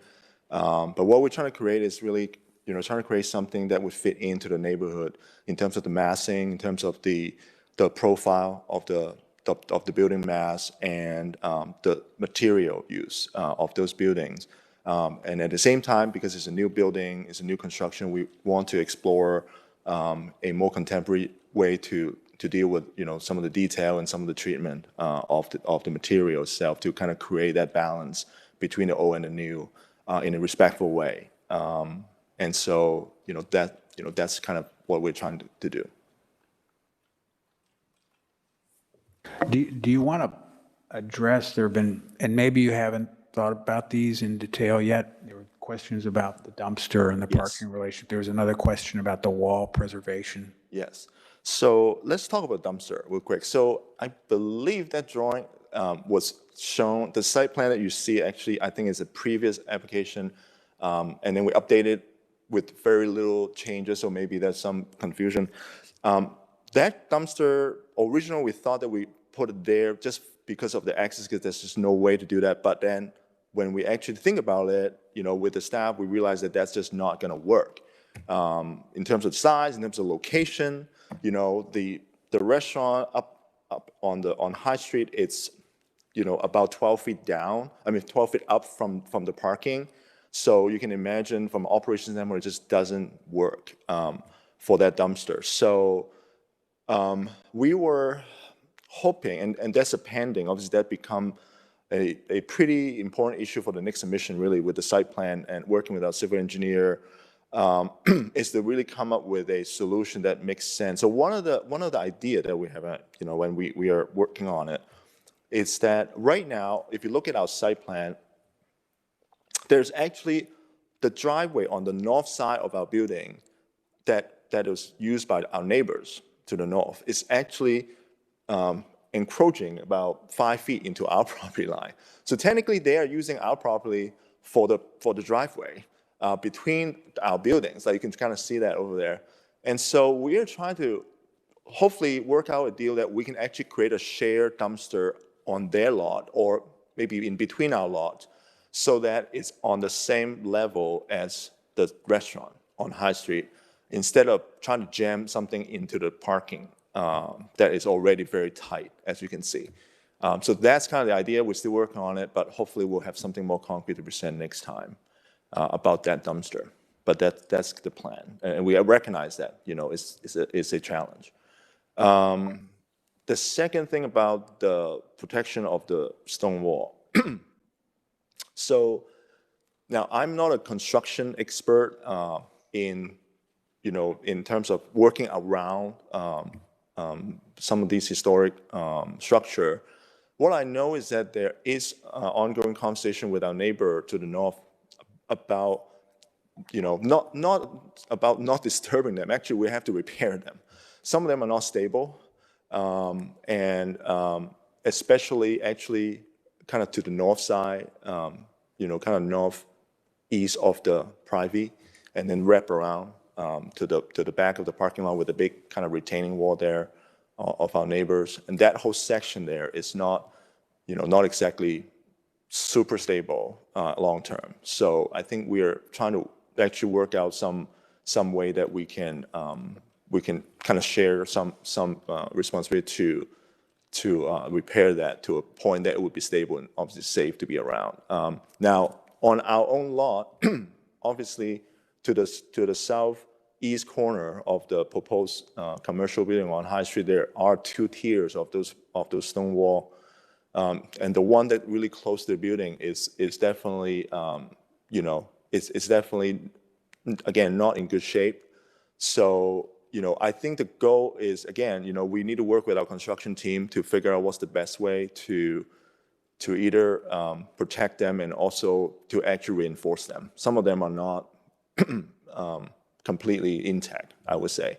The lower tier is better as you go away from that, and they have a bigger rocks, and looks like they're built at different time, but those are in a much better shape than the one closest to the building. I have a related comment. As you're considering where you're putting your dumpster, you're going to need to consider where your deliveries are, because you're going to have the same issue. They're not going to want to deliver to the back of your building and go upstairs to deliver things in. We definitely don't want them stopping on High Street. Right. So as part of your next submission, and if you do go forward with this, you have to figure out where your delivery truck is stopping and how they're getting into your building, because we have a huge issue with trucks stopping right on High Street, and we do not want to allow that to happen. Right. Yeah, I agree. Yeah. So you need to figure out the size and the radius of those trucks and how they're going to get down those narrow lanes and turn around, and where their delivery zone will be as part of your, I don't know if that's part of your parking plan or just your general site layout. Yes. Do you want to talk a little bit about, even though this is concept review, you've probably liked some feedback on the character of the buildings you're proposing. So could you put up maybe the elevations?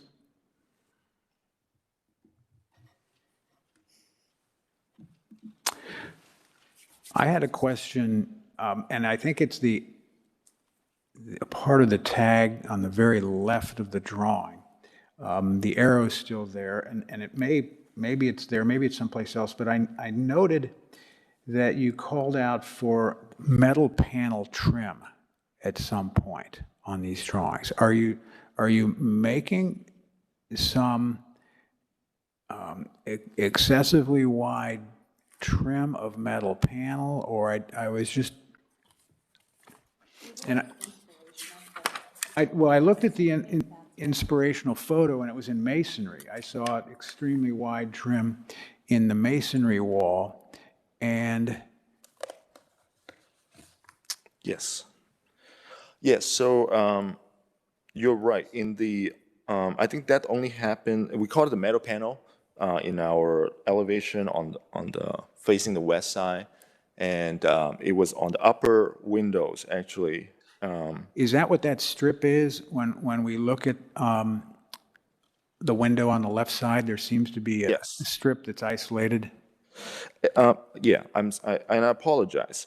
So these elevation, I have to say, we could have done a slightly better job in terms of where the windows are, because the materials, we created these drawings from three-dimensional models that the window, the glass part is actually transparent. So you're looking through the glass actually to see to actually see something behind it. So some of the window has this weird shade and stuff to it, and that's not the intent of that window. That windows, it's really about, there's one big window on the left side, and then there's a metal panel that is like a solid panel on the other side to complete that window, instead of having a wide trim on the far left side, if that's the question that you're asking. Yeah, that's what I was trying. So, okay, so you're trying to create something that's the same width as the awning below. Right. Okay. Then the door on the, is that another metal panel on the left, in the lower left corner, to the left of what looks like a conventional French door? Is that You're talking about those double door on the stone side, the stone building side? No, I'm looking at the siding side, and actually the cursor is pretty close. Yeah, right there. Yes. So is that a metal panel and a French door, or is that? No, it's actually a single door and a storefront. Okay. On the left side. Okay. Yeah. So it's a pretty straightforward storefront system. Yeah. Yeah, I apologize. The glass is a little confusing. Well, that's okay. I mean, for conceptual drawings, these are really good. So I mean, it's just, and then so on the right side, it's the door, and I'm looking here again in the siding. It's a door and a window above transom. that. The transom above, and then a window that has a narrow flanking unit. The window above? Yeah. No, that's just the one window. Oh, it's just, okay. One window. Oh, it looks like there's a division in it. Okay. Yeah, I know. It's not, it's really the wall behind it that is kind of confusing. And then when we go over to the stone building, are you intentionally creating some windows with trim and some windows without trim? Yes. In the stone? Okay. Yes. And then, and then you're varying the size a little bit. Yes. Okay. All right. Comments? Well, I'm still not convinced that a two-story building is appropriate here. I mean, every building to the south of here is only one story. The two buildings across the street are only one story. And at some point, we do need to step down. And I really think a 1.5-story building is more appropriate here. I mean, you've got two-story building to the north. This would be a 1.5-story building, and then the next 3 or 4 buildings are 1 story. I'm just, at some point, we have to stop this height thing. And it's too tall for me. I really think it needs to be a 1.5. I appreciate the hip roof that is helping make it look a little smaller, but I think the massing is still too big on the north High Street. 2 stories on the rear, I am happy. The condominium, the townhomes on the back, I'm completely fine with. The height, those I'm completely, but the buildings on North High Street, in my impression, just are still too tall. I have a question. Is the building to the north with the cedar siding, is it set flush to the front with the stone, or is it set forward? It's set forward. It really is the stone building that is stepped back about 6 feet. So if you look at the site plan, you will see that the stone building to the south actually kind of stepped back from the street. So that's what we're trying to create there.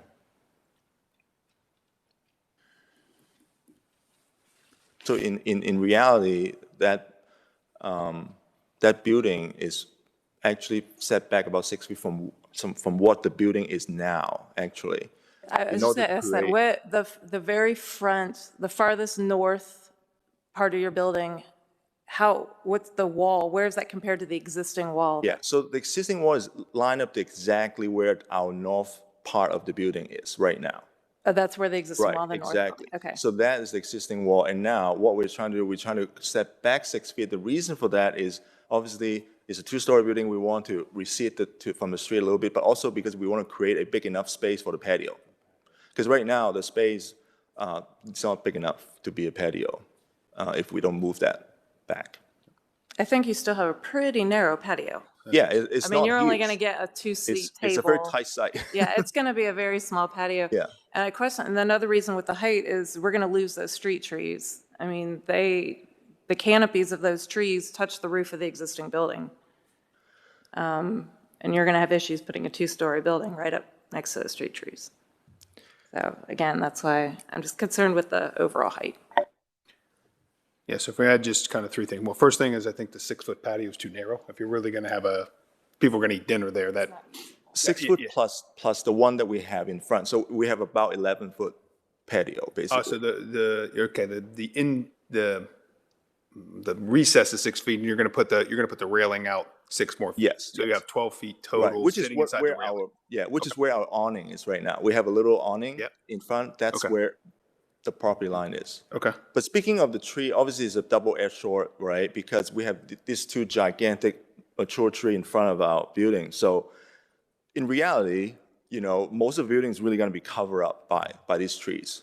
Now, we definitely will work with, some arborists to figure out that, we'll do everything we can to not, kill those trees, obviously, as a result of the new construction. So that's definitely, we definitely need to do everything we can to save those trees, make sure that we don't damage them or anything like that.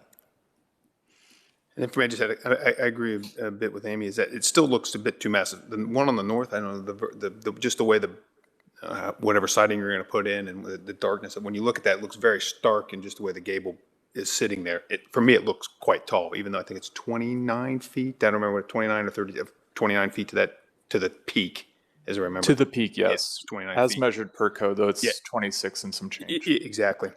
So just looking at it from there with the siding in there, it feels that, if I look at that, it looks massive, and if I look at to the house next to it, and somehow I think if we can get that lower, 1.5 story, I'm not sure. And it's especially as you're walking south, your north wall, that north elevation is very bland. Like there's no window. I think there's one window on the first story. So it's a very large space that just makes it look really tall as you're coming. That was the thing, because when you look at that building from the front, you come the other direction, you're walking south. It kind of, it really just pops out, at least what I saw there, kind of pops out at you. And just the color, just the way it looks, okay, it's hard to tell when you're there, but if I'm visualizing that, it's going to look big. It's going to look like a big billboard sitting there. So I think there's still something to be done on that, on the north elevation as you walk. Yeah, exactly. So as you walk up there, because the other building, you're going to look more or less straight over that. And I'm not sure exactly how to fix that, but certainly looking at that looks quite big. And then if I go to the south building, because certainly it looks like you're going to put mechanicals on the roof, because you have that, you have all of that. So for me, that false front roof there, the hipped roof, I think there's also a way we could maybe manage that to a lower plane, even if you didn't move it down. Because I think if I remember, it's 6 feet, 7 feet. I forget. It's pretty tall, as I remember from the elevation. Maybe trying to squeeze that down a little bit. So I think the massing from the front is still too much. I don't know if it's 1.5, but the walking south from the north, that north elevation for me needs some breaking up of the mass. And then for me, if I just walk around the other side, if I look at that, all those windows being different shapes for me is that for me is circles plus borders plus narrow. For me is it seems like it would feel more appropriate if they were. They maybe don't have to be everyone the same, but having at least 4 different things in there for me seems a bit strange. I think it's a little better because it's set back, and I think just the way it looks, the slope, it looks less massive, I think, if you walk the other direction. So it's the north building that for me has more challenges on the mass. Is it 1.5 stories? I don't know what it is exactly, but somehow it is an overall look. But I'm thinking it's going to be closer to 1.5. The south building, I like the south building quite a bit. I think that looks, I mean, okay, the windows are a little bit, but I think it looks quite nice. And I think the apartments in the back for me are just generically are okay. I'll have to agree with the comments on the fact that you've got these 4 different types of windows on the south building. But other than that, I also think the south building provides a better massing context, and also I like the fact that the stone is being used. And one of the problems with the north building and the dark cedar is that it is not broken up by anything else. There's just the one window, or on the lower side. It's just, it would be nice if it could be, I think, more interesting on that side as well, more diverse on the side. That's probably not a good word, diverse, but, more differentiation, more variety. And I would try and keep consistency in the windows, but maybe have more of them. I may be the minority opinion here, but the elevation drawing that was done with the other buildings in the context, I'm comfortable with the height. I understand some reservations about coming from the north and walking south, and particularly since we don't know yet what's going on in Dr. LaPierre's site. So I understand there's some sense that the height may be exaggerated there because of the contrast between how low that building is currently, and then you see an undifferentiated two-story wall there. So, and you kind of, in some ways, are visually penalized, I think, because of that condition. Because Well, we don't know what's going to go there, though. Right, He I might know. never come back with something, so we can't be Yeah. convinced that that's going to be a taller building either. But my feeling too, in terms of just development, I have a feeling these buildings need more square footage and to be viable projects.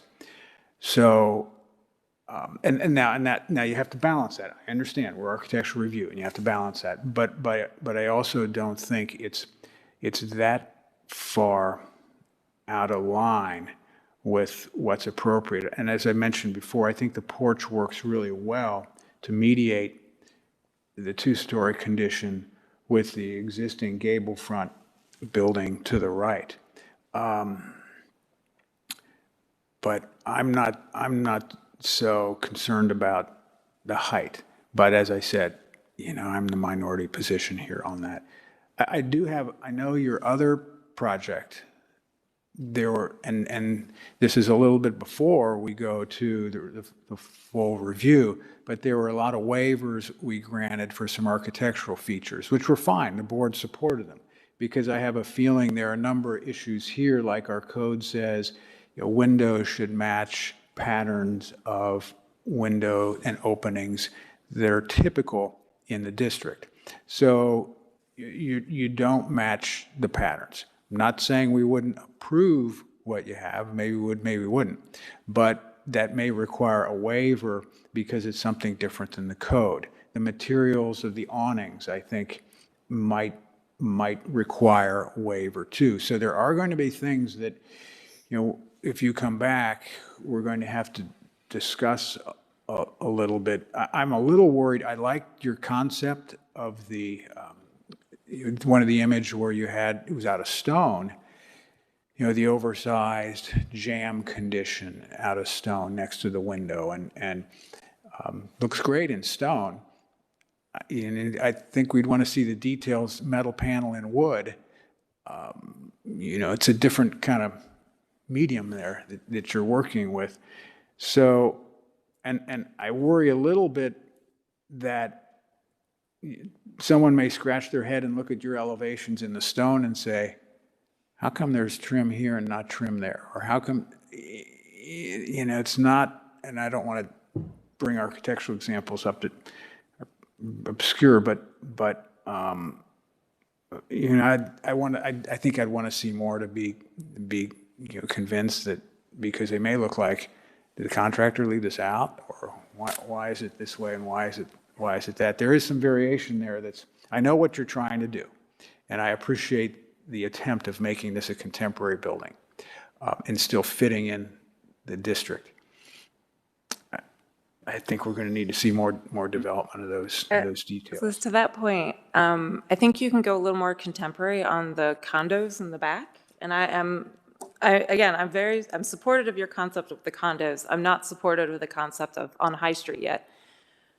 But I think we can have a little bit more variation in the window type, and we can have a round window and rectangular one. But along High Street, I can't see allowing all asymmetry and all your fenestration. It's just like, it's too busy. It just needs to be simplified with fewer window types and more consistent trim, in my opinion. So if I may jump in, these sound like items that staff can work through with the applicant for a preliminary development plan. If the board would like, we could condition those items that we've talked about specifically. I think the windows, yes. My issue with the height, I don't want to approve a concept that says, yes, I'm going to be okay with 2 stories when I'm not. I mean, it's possible you could redesign this and I'd be okay with 2 stories. I don't want to give you the impression that, yeah, I'm good with 2 stories, and then you come back to a preliminary development plan and then I'm kind of stuck. So in my opinion, it's still too tall from a concept along High Street. And so that's another thing, if you all are amenable to the idea, we have in the past allowed an applicant to work on reducing mass and height with a subsequent application. We could condition something along those lines here, if you all would be amenable to that. Can we approve as a concept plan? I'm trying to keep it open so that the door is not closed on, we're not saying you have to come back a story and a half, you have to. Well, do this. to me, it's not an exact He number. changed, there are a lot of changes here from what we saw before, so, I think they're very creative, so, can you say we approve the concept site plan and site development strategy? And, oh, you're saying separate the site plan from well, the architecture? I'm trying to find a way that is not, gives them the option to maybe address this 2-story in a different way, and not come out of this saying it has to be, because like I said, I think you can make 2-story work. I think Sean's observation about the north and the way you see that exaggerates the height. Because for me, I think, if you've changed, if you put the hip roof on the other side, could be that you can do something with the height on the north side. If you just change some other things, I'm not sure what it looks like. I'm not, as you say, I'm less opposed to 2 stories. When I look at that wall, for me, it just is stark. So I think there are ways you can get there. I don't know how we condition that. I just don't want to close the door.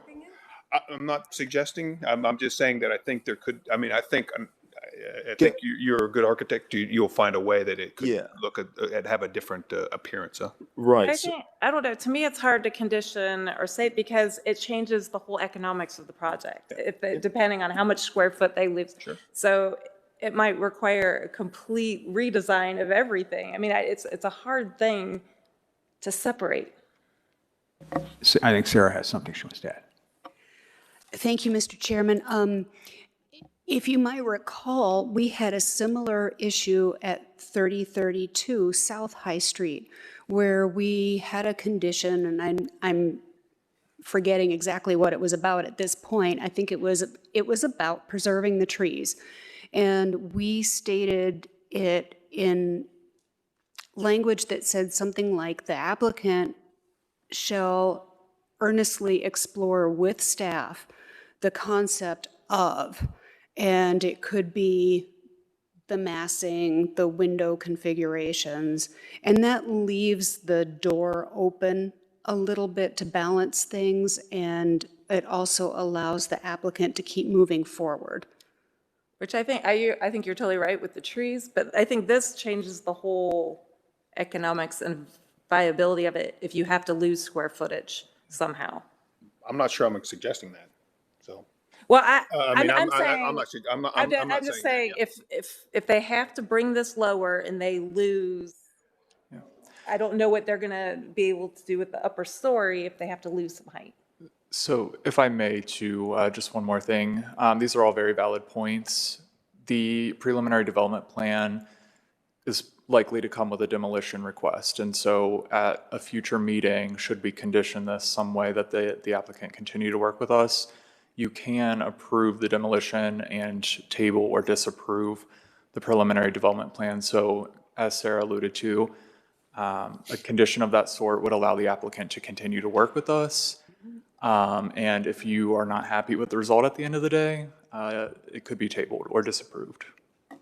Right. So there are multiple review steps still to go. But That's right. the concern is if we give them the impression that a building of this mass is acceptable, then how can we say no when they come with a preliminary development plan and they've lowered this 6 inches and hey, it's lower. We made our hardest effort. That's all we can do.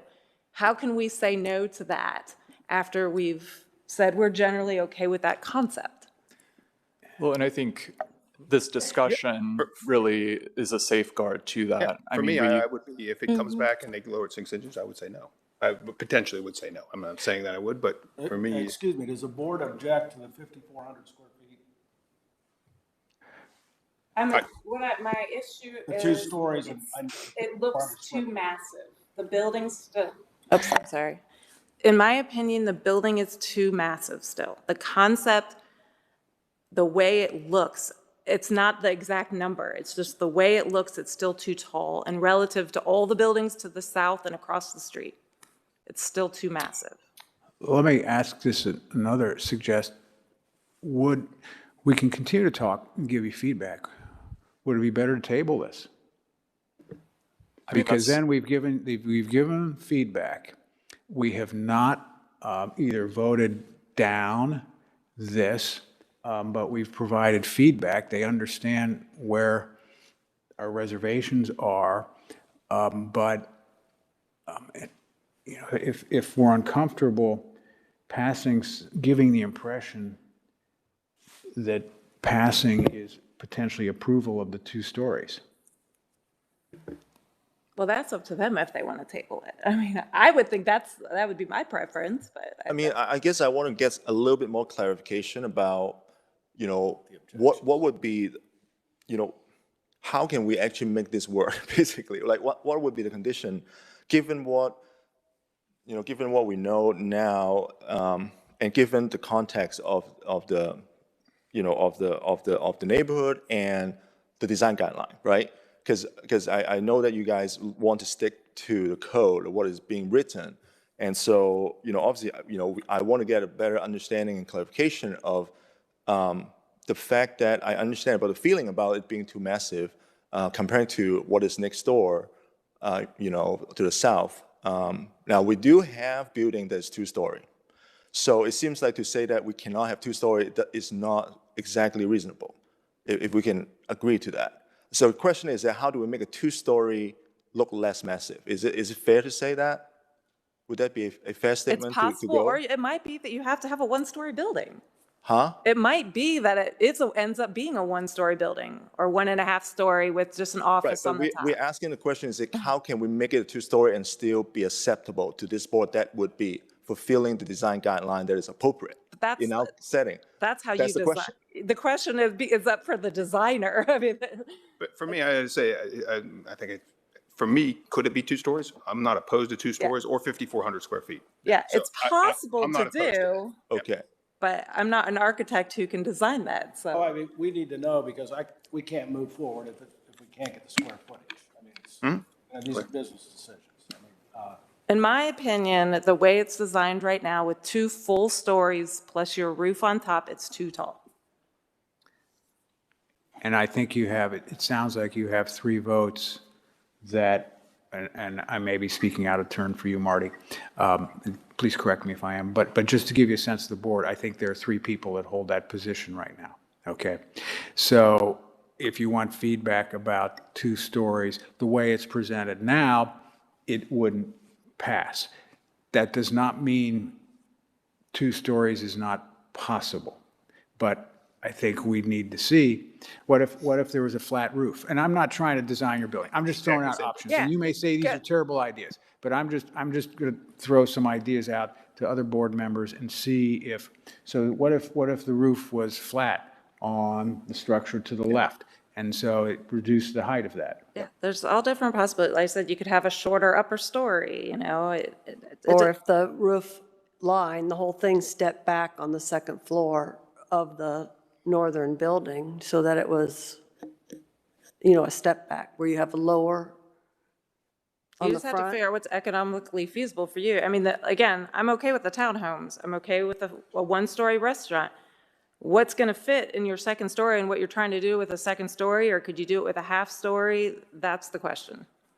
I mean, architecture, there's no half story. I mean, you have to be able to obviously have a certain height that people can fit in. Well, I say like a lower It can't be an story, attic. or, I mean, it depends how, when you design it. I say half story, but it's, you know, it could be, you have You probably 12-foot need like ceilings on the first floor and 10-foot ceilings on the second, or whatever. I mean, it's Right, I understand that. from visually looking at it as a building from the outside compared to the buildings to the south, this still looks really tall.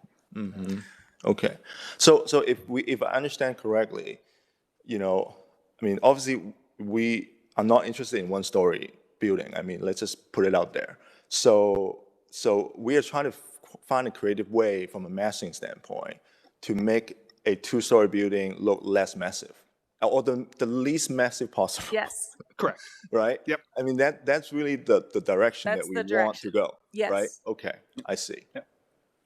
So as long as you are okay with that, as long as you're saying, oh, if it's two-story, absolutely no, then we don't have a project. No, it's not an absolute no. It's an overall look compared to surrounding buildings. So none of us are ruling out two stories. I am right? not ruling out two stories. So nobody's ruling out two stories. Okay, good. So it's just the expression Okay, of two stories. And, that's fair. you know, and I don't know if you can change the floor to ceiling height on one side to help you a little bit and drop that side a bit more where it appears more massive, whether those are options. Okay. But, and as I said, yeah, so I'm just trying to give you the sense of the whole board and where the vote would come out. Gotcha.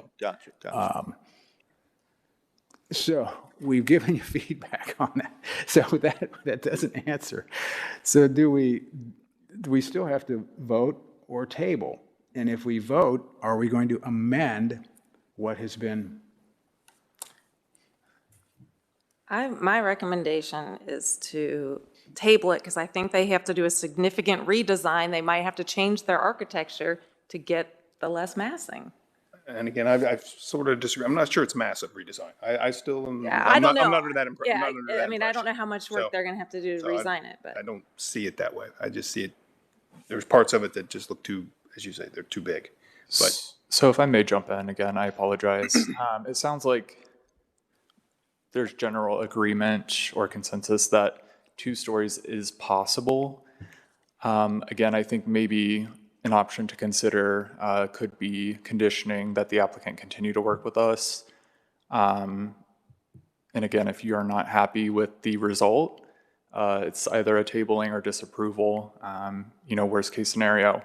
And this is at the applicant's risk. Worst case scenario, they do have to come back with a redesign. But, you know, the applicant knowing that risk and being willing to take that would be necessary. because I'm actually okay with that. I mean, for me, if it comes back and it looks the same and we try to do something, then it could be the answer could be no, right? That could be a risk of that, but. I'm concerned about the interpretation of an action that is saying, okay, but. So. Here's another suggestion, and I probably should have brought this up, and we probably should have dwelled on this more at the beginning, is everything we're doing is contingent on you getting the demolition permit. And last time we told you, we were generally supportive, but you have to take all those steps. You might, and I hate to see, because I know what's involved, the next step, if we approve this and you do the final development set of drawings.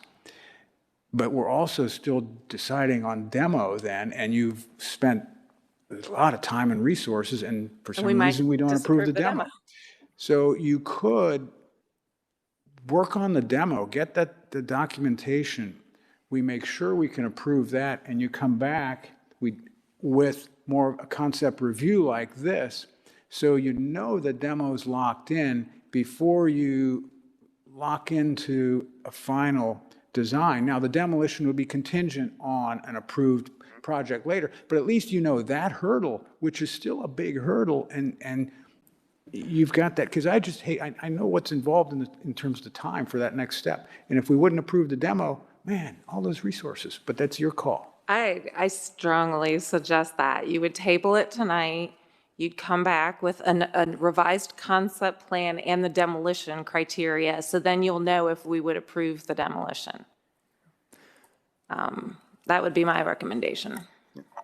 And so again, these are all great points. Staff's kind of recommendation to the applicant was to come forward with a demolition request at the preliminary development plan stage of review because of the time of, I guess the time limit associated with an approval. It does expire, and Sarah, correct me if I'm wrong, after a year. Well, we're not saying ask for the demolition, just give us all the material to see if we would approve the demolition when they bring it with the plan. Okay.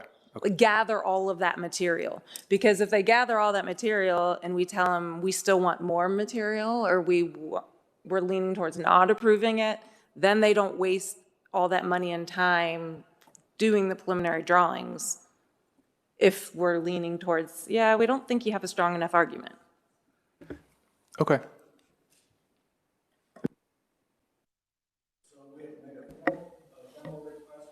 It'd be informal. But there's a lot of material you have to provide. You need consultants' reports regarding the wall, and we need cost information. So there's a lot of information you have to provide for the demo for us to approve that, and it's all in the revised code. Yeah, we work on that. Yeah. And the staff can help with that, identifying it, because you're going to be submitting it to the staff, who will then prepare it, send it to us for review. And just like this hearing, we would be able to review and comment on some of those things, so.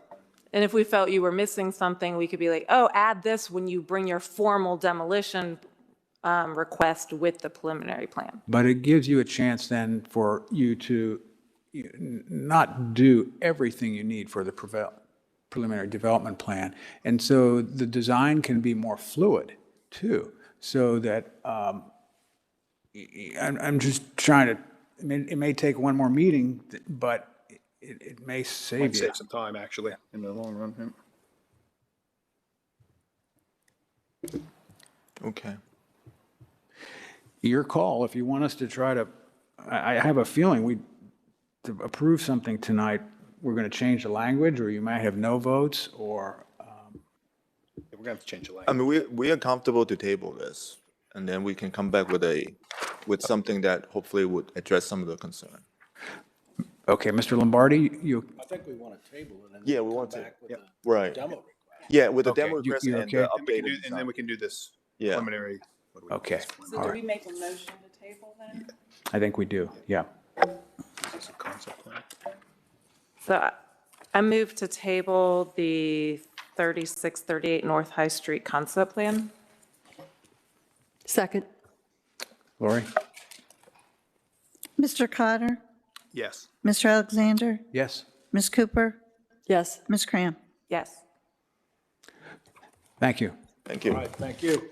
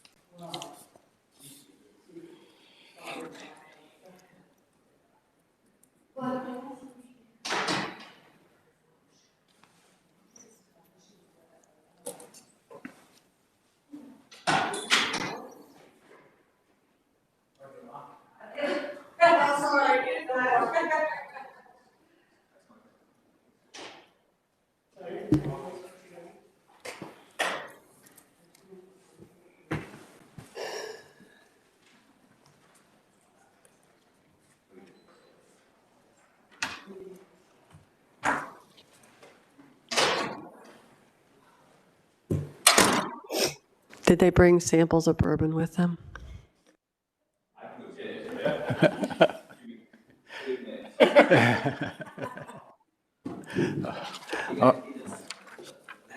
Well, we apologize. There were, More challenging than we thought. there was some things that we had to address that weren't on our agenda, so I appreciate your patience. So, okay, our third case tonight is the Apothecary at 3032 South High Street. This is a final, combined preliminary development plan, final development plan, demolition,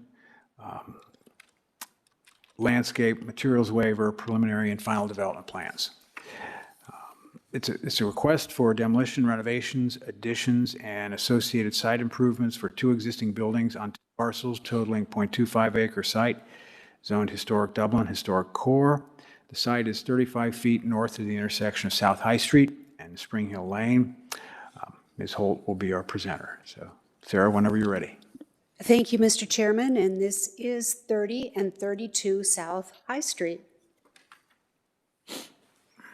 This aerial shows the location just south of East Bridge Street. It's outlined in yellow for you. These are two vacant properties, both on the National Register of Historic Places. Number 30 is on the north side of the yellow box, and number 32 is on the south side. The zoning is Historic District, Historic Core. The surrounding zoning is mostly the same with some historic residential to the east. Just to remind you of what these buildings look like and what they are, number 30 South High Street is one of the last remaining log structures in town. It's a former pharmacy. And number 32 South High Street was built as a more traditional commercial building. It's a former grocery store, and both buildings were built in the 1840s. A little bit of project history. Back in 2018, there was a minor project approved for a bakery and an office, but no construction resulted. In August of this year, this project came before this board as an informal review, and in October, it came before this board as a concept plan, a parking plan, and a lot coverage waiver. The lot coverage waiver was actually tabled at that time. So tonight, we are here requesting preliminary and final development plans, material and landscape waivers, and demolition of the additions at the back of number 30 and the shed behind number 32, and no lot coverage waiver is necessary with this application. So highlights of this request post-concept approval. The pavilion has been reduced in size. The addition on the back of number 32 has been removed. And then this consequently allows a reduction in overall required parking. And as I mentioned, we don't need the lot coverage waiver.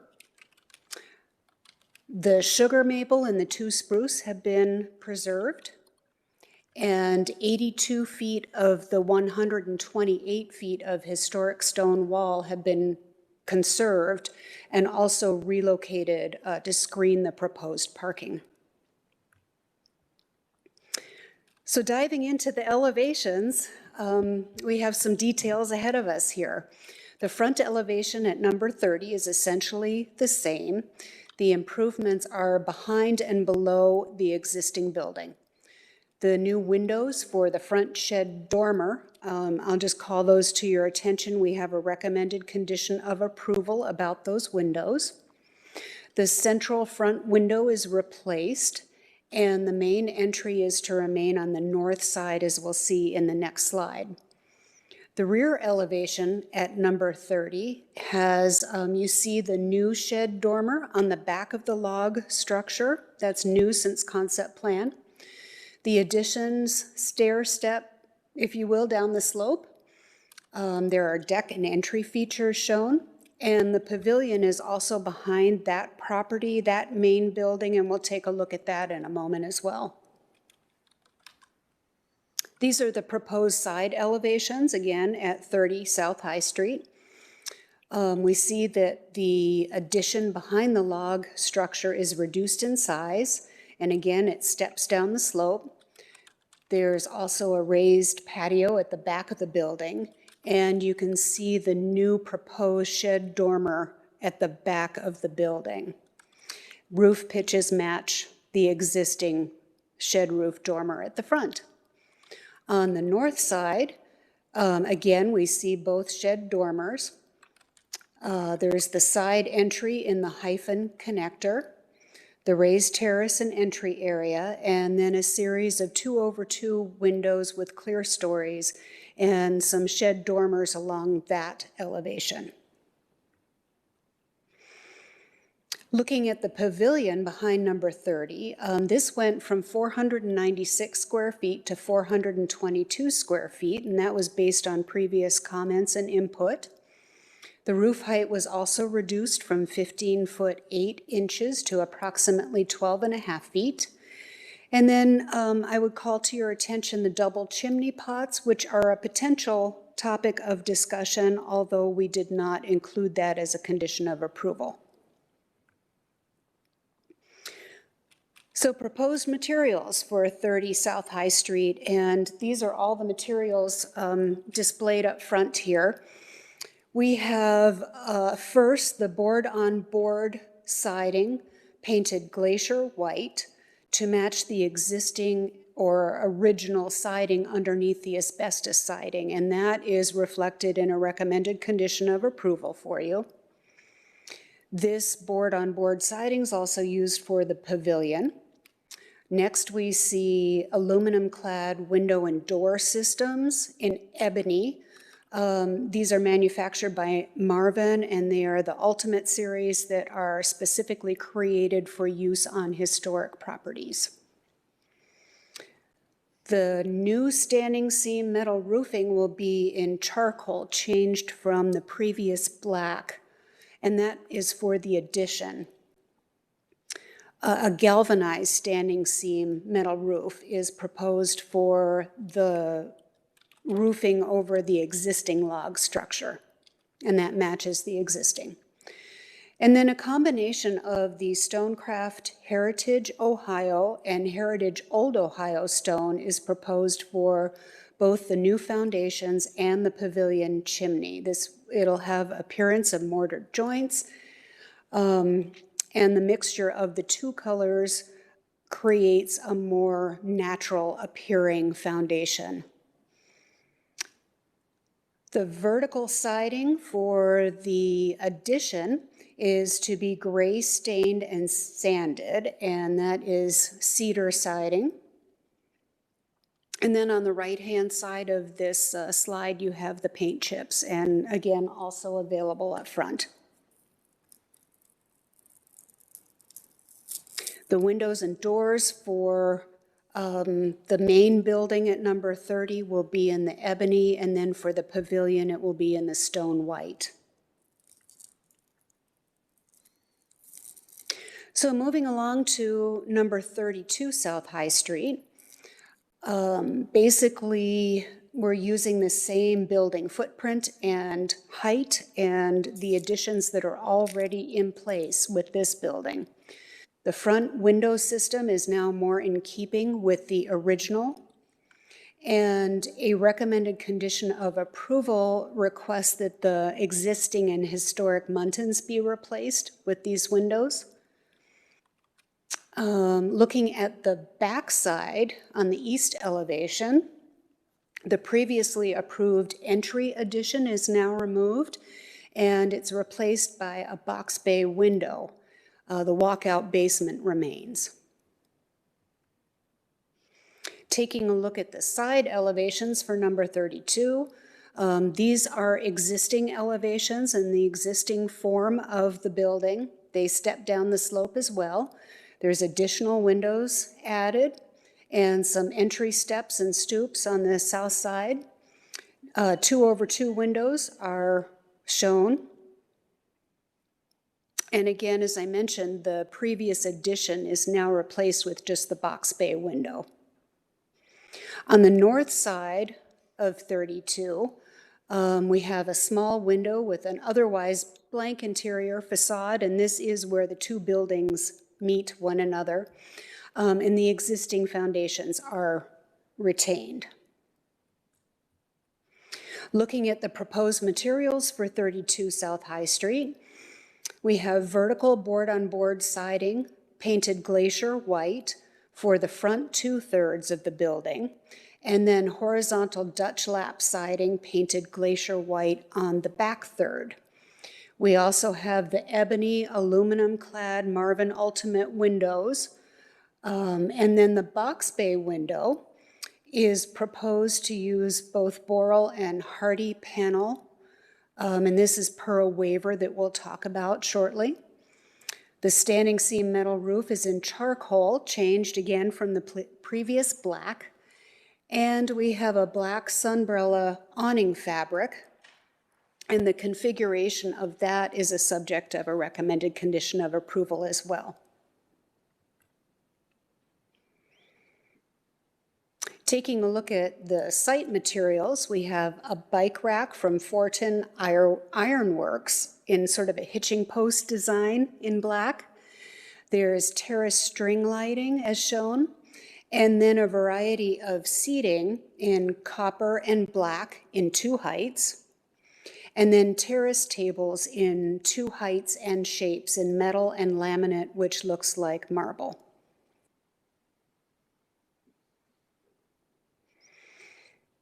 And then materials for the inside of the pavilion include dining chairs in brown, custom-made reclaimed wood dining table, as shown here, and then pub seating and side tables in brown faux leather and gold tone, respectively. We also have ceiling fans, and heaters are also proposed. Those were in your packet. They're not on the slide. So taking a look at proposed signage, we're going to go back to number 30 at the apothecary. This sign is 7.5 square feet in size. It's double-sided. It's routed wood construction, and the colors are all Sherwin-Williams, as you can see here in rookwood, antique gold, alabaster, and green black. The proposed height does not meet the minimum criteria, so that is a recommended condition of approval for you. It will be lit by 1 spotlight, and the sign bracket is actually going to match the existing bracket on number 32. And we'll take a look at that next. So this is the proposed sign for number 32, and this is the Uncorked Wine business. Again, 7.5 square feet total size. It's routed and double-sided wood. We're reusing this existing sign bracket, so you can see that detail that will be replicated on number 30. And the colors are white and Sherwin-Williams spicy hue.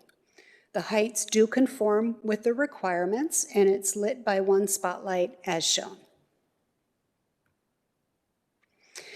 So getting into the various criteria, this is just by way of a reminder of what the demolition criteria for contributing structures involve.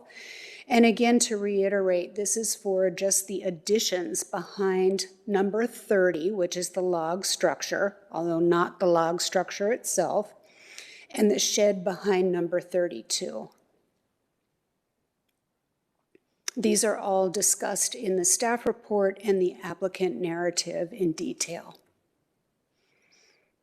Staff believes that all demolition criteria have been met, and this is described in your staff report. And then we'll move on to the waiver request for the Boral and the Hardy panel material. Boral is a poly-ash material, and it's requested on the lower siding boards and trim and the frieze boards on the number 30 shed dormers. And this is to improve maintenance and longevity.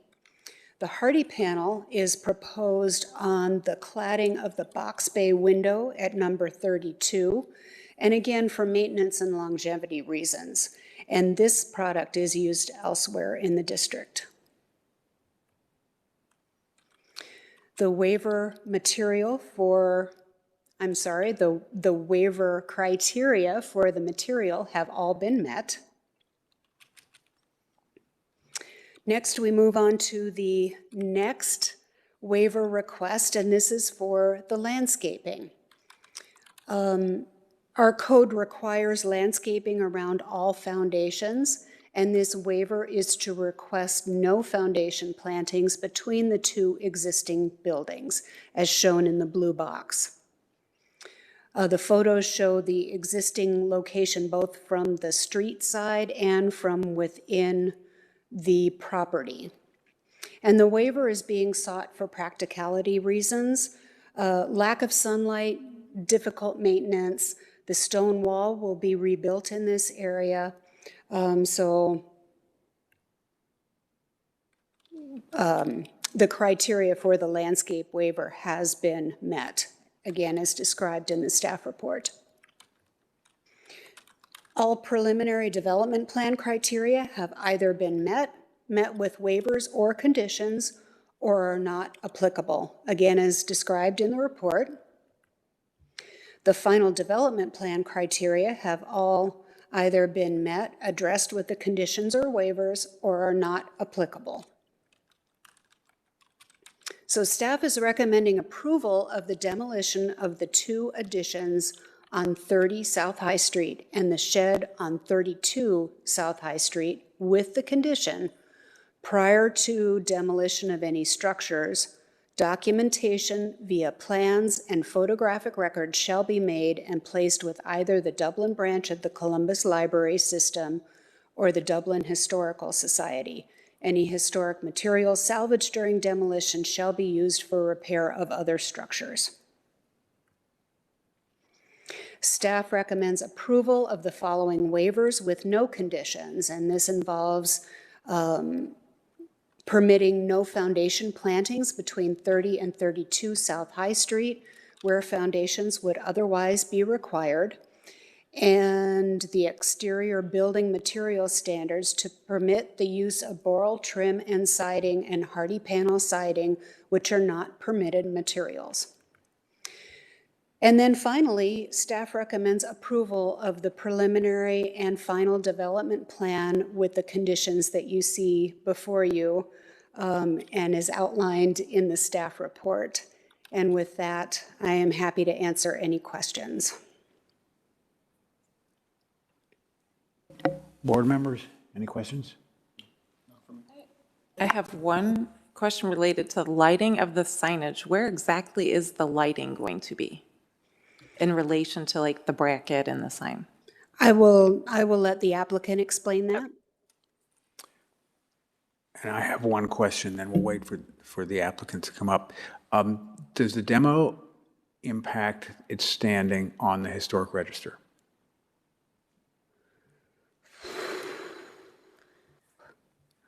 I would say no, because it's really hard process. Actually, I just did it last week to get something off of the National Register. And last week was the first time we ever did it in the state of Ohio. So no, it does not. Okay, good. Okay. All right. Any other questions? All right. Mr. Morgan?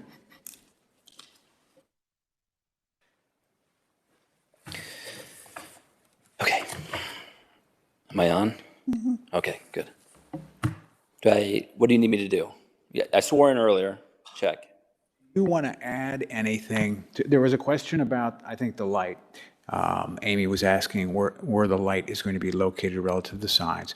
Is there anything you want to add to the present? In addition to that, is there anything you want to add to the presentation? No, I think that we've had, to date, we've had over the past 5 years on these parcels of land, we've had a lot of good conversations about improving these sites. For the record, I think you need to state your name. And address, please. That's Dan Morgan, 5584 Windwood Drive, Dublin, Ohio, 43017. I'm the architect on this project with B. Hall Sampson Dietz. And I was saying that I think since 2018, when we started this project, or not this project in particular, but developing the ideas for this site, we've had a lot of good dialogue with the city, various staff members, various ARB members, and I think that we finally are at the finish line, hopefully, to do some good improvements to the historic district. So I appreciate everyone's time and input to date. Ms. Cram, your question about the lights, those lights they're about 2.5 inches in length and maybe 1.5 inches in diameter, and they'll be either side of the sign, just so it's lit from either side. So are they attached to the sign? No, they're on their Or they're be mounted on the wall? They're on their own armature, so they hang out and light on the sign. Okay, so they hang out about 2 inches. No, they hang out on arms. They'll be out. Let me see here. We have the cut sheet. I was trying to figure out where they are in relation to like the bracket and the sign. They should be out about 10 inches from the face of the building and shining on the sign, so it's not shining So light. they're going to run parallel to the bracket? Correct. At the same height as the bracket? Depending, I think for instance, they would be parallel the bracket on either side, shining down on the sign. Correct. There's not something you could mount like on the bracket that would get both sides? I think we'd certainly be open to looking for that. It just seems like it's going to be really busy with 3 things sticking out. I mean, your sign needs lighting. I mean, that's not my problem. I just was trying to figure out how the lighting works on this sign. If you put something on the ground and uplight it to the sign, or I think it's going to look odd if you have something mounted like 2 inches to the north and south of the sign, and then it comes out 10 inches. I would just suggest possibly another light fixture that either adheres to the bracket itself and downlights both sides at once, maybe, or even something that's mounted. Could it be something mounted more closely on the building that maybe projects no more than 6 inches and shines directly on the sign? Either closer, like up above where the bracket is mounted to the wall, and down. I just think it's going to look really busy or weird with 2 lights coming out on either side. And it might look kind of cool if you had like an uplight and you got the corner of the building and you had it like down at the corner and uplit the sign or something, or I don't know. I would be more creative with We would your. need a right-of-way permit to put a light fixture in the sidewalk. Not in the sidewalk, it would still be on your building. The buildings. Is it right on the sidewalk? Oh, yeah. Okay. I don't know, I would be more creative with the light fixture. It seems kind of modern and odd to go with your sign. Well, we're striving to make it as minimal as possible for sign lighting, so it really starts to blend in with the building. I know some of the others up and down the street have a light fixture incorporated into their bracket. Okay. So I don't know. When we, And so, yeah, we just had a sign last week at Domino's that did that. Okay. And downlit it, or Donato, something. Yeah, Domino's. Well, I don't know, I would just recommend that. Yep. And then sticking on that same concept, then, there was, besides the lighting on your back patio, which I'm fine with, and your street lights by your, the corner of the thing, do you have no other lighting along your paths, along your, or by your front doors, or? landscape, we have, on the building, we have the Bovolo fixture and the Bovolo fixture, and the rest will be landscape lighting to light the paths. Okay, so there is landscape lighting, I just missed that. Yeah, I was looking at all the small, details on that, and I saw the drawings, so you do have your paths lit. There will be a lit path in the There is a final lit path. landscaping. Okay, I just want to make sure you had lighting for your walkway. I didn't see it, it wasn't obvious. So you have, that light is by the pavilion, but I'm talking like your entry doors just into your, do you have a sconce or a light next to your entry doors? On the side entry, which elevation? Of both of 30 and 32. Did I miss that?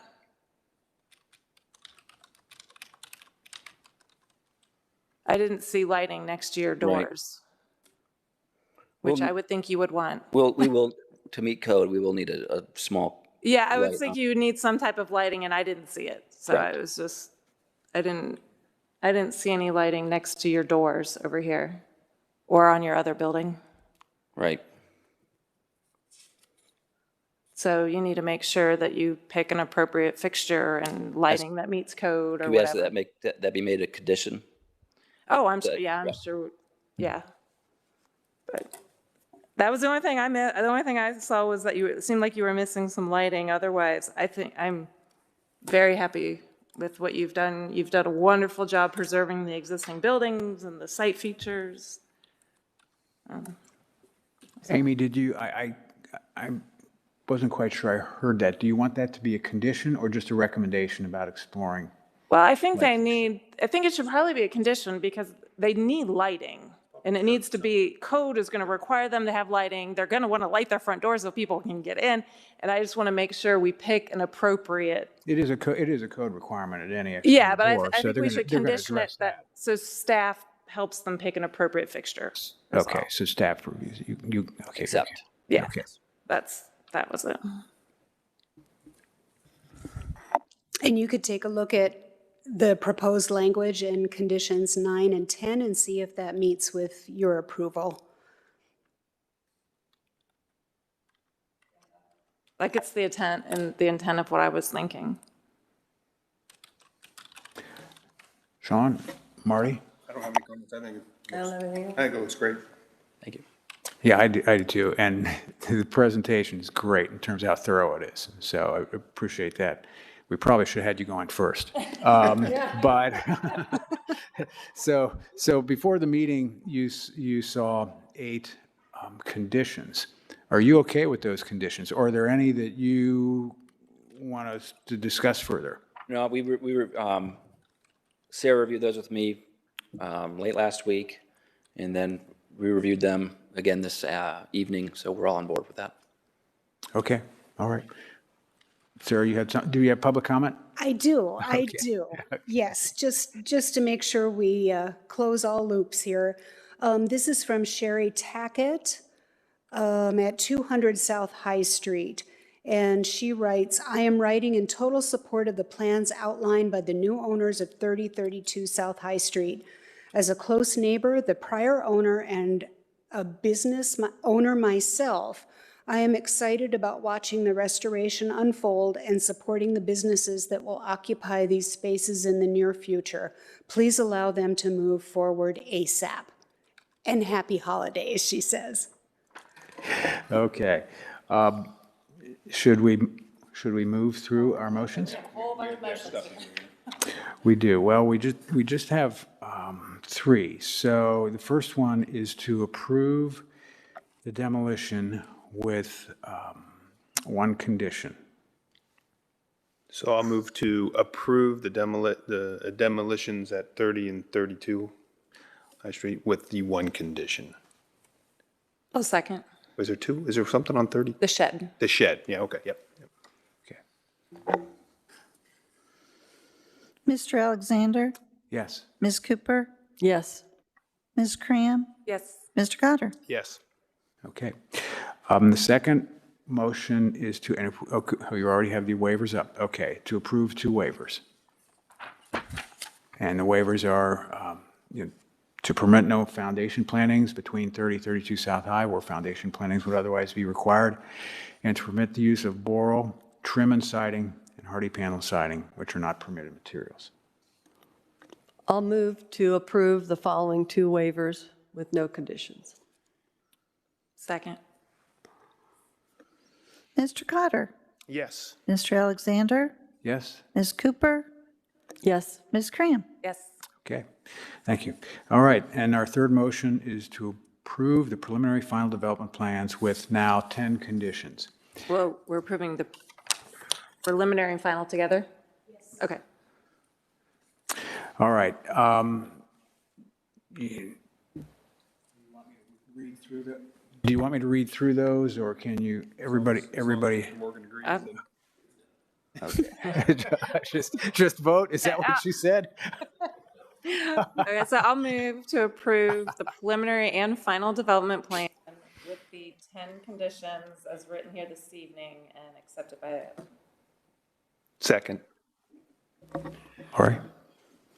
Mr. Yes. Yes. Yes. Yes. You fast. Wow. All right. Yay.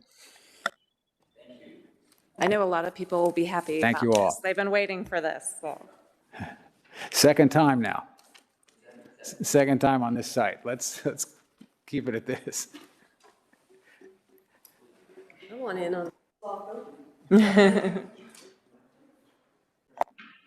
All right, Sarah, any communications? Yes, I have just a couple. First of all, and most importantly, I would like to say thank you to all of you for a wonderful year. This has been a new experience for me here in Dublin, but not a new experience entirely. We really appreciate all of your hard work and dedication and your thoughtfulness in this important work. This is a very well-versed and talented board, so we appreciate you greatly. We do. Merry Christmas, Happy New Year, and hopefully you've seen your little Christmas gifts that we provided you. Yes. Enjoy those, please. And don't forget, we need to leave out the side door tonight because they're busy polishing the floor out there. And that's all the communications I have. All right, well, We have one more communication. I think it's Amy's last. yes. Just maybe yes. just one thank you to Amy. Yes, I have to resign after tonight because Yes. of council on the 10th, so. Well, you will It's really be been missed here. nice serving with you guys, and But I we will can't, still interact from. I can't imagine anybody better prepared to go on the council. It helps So- when you're an architectural historian by trade, so to be on this I'm gonna miss board. that on the days where I don't even know what that means. So it's Yeah, good. thank you. You can email me and I'll. Luck to you in your new role. That will include a lot of other things besides architectural design and historic I know. foundations. But if you still have questions, you can email me about these. Yeah, good. Thanks, Amy. All right, Good luck. thank you. Well, thank you all, and happy holidays. Let's adjourn our meeting. You guys have a nice.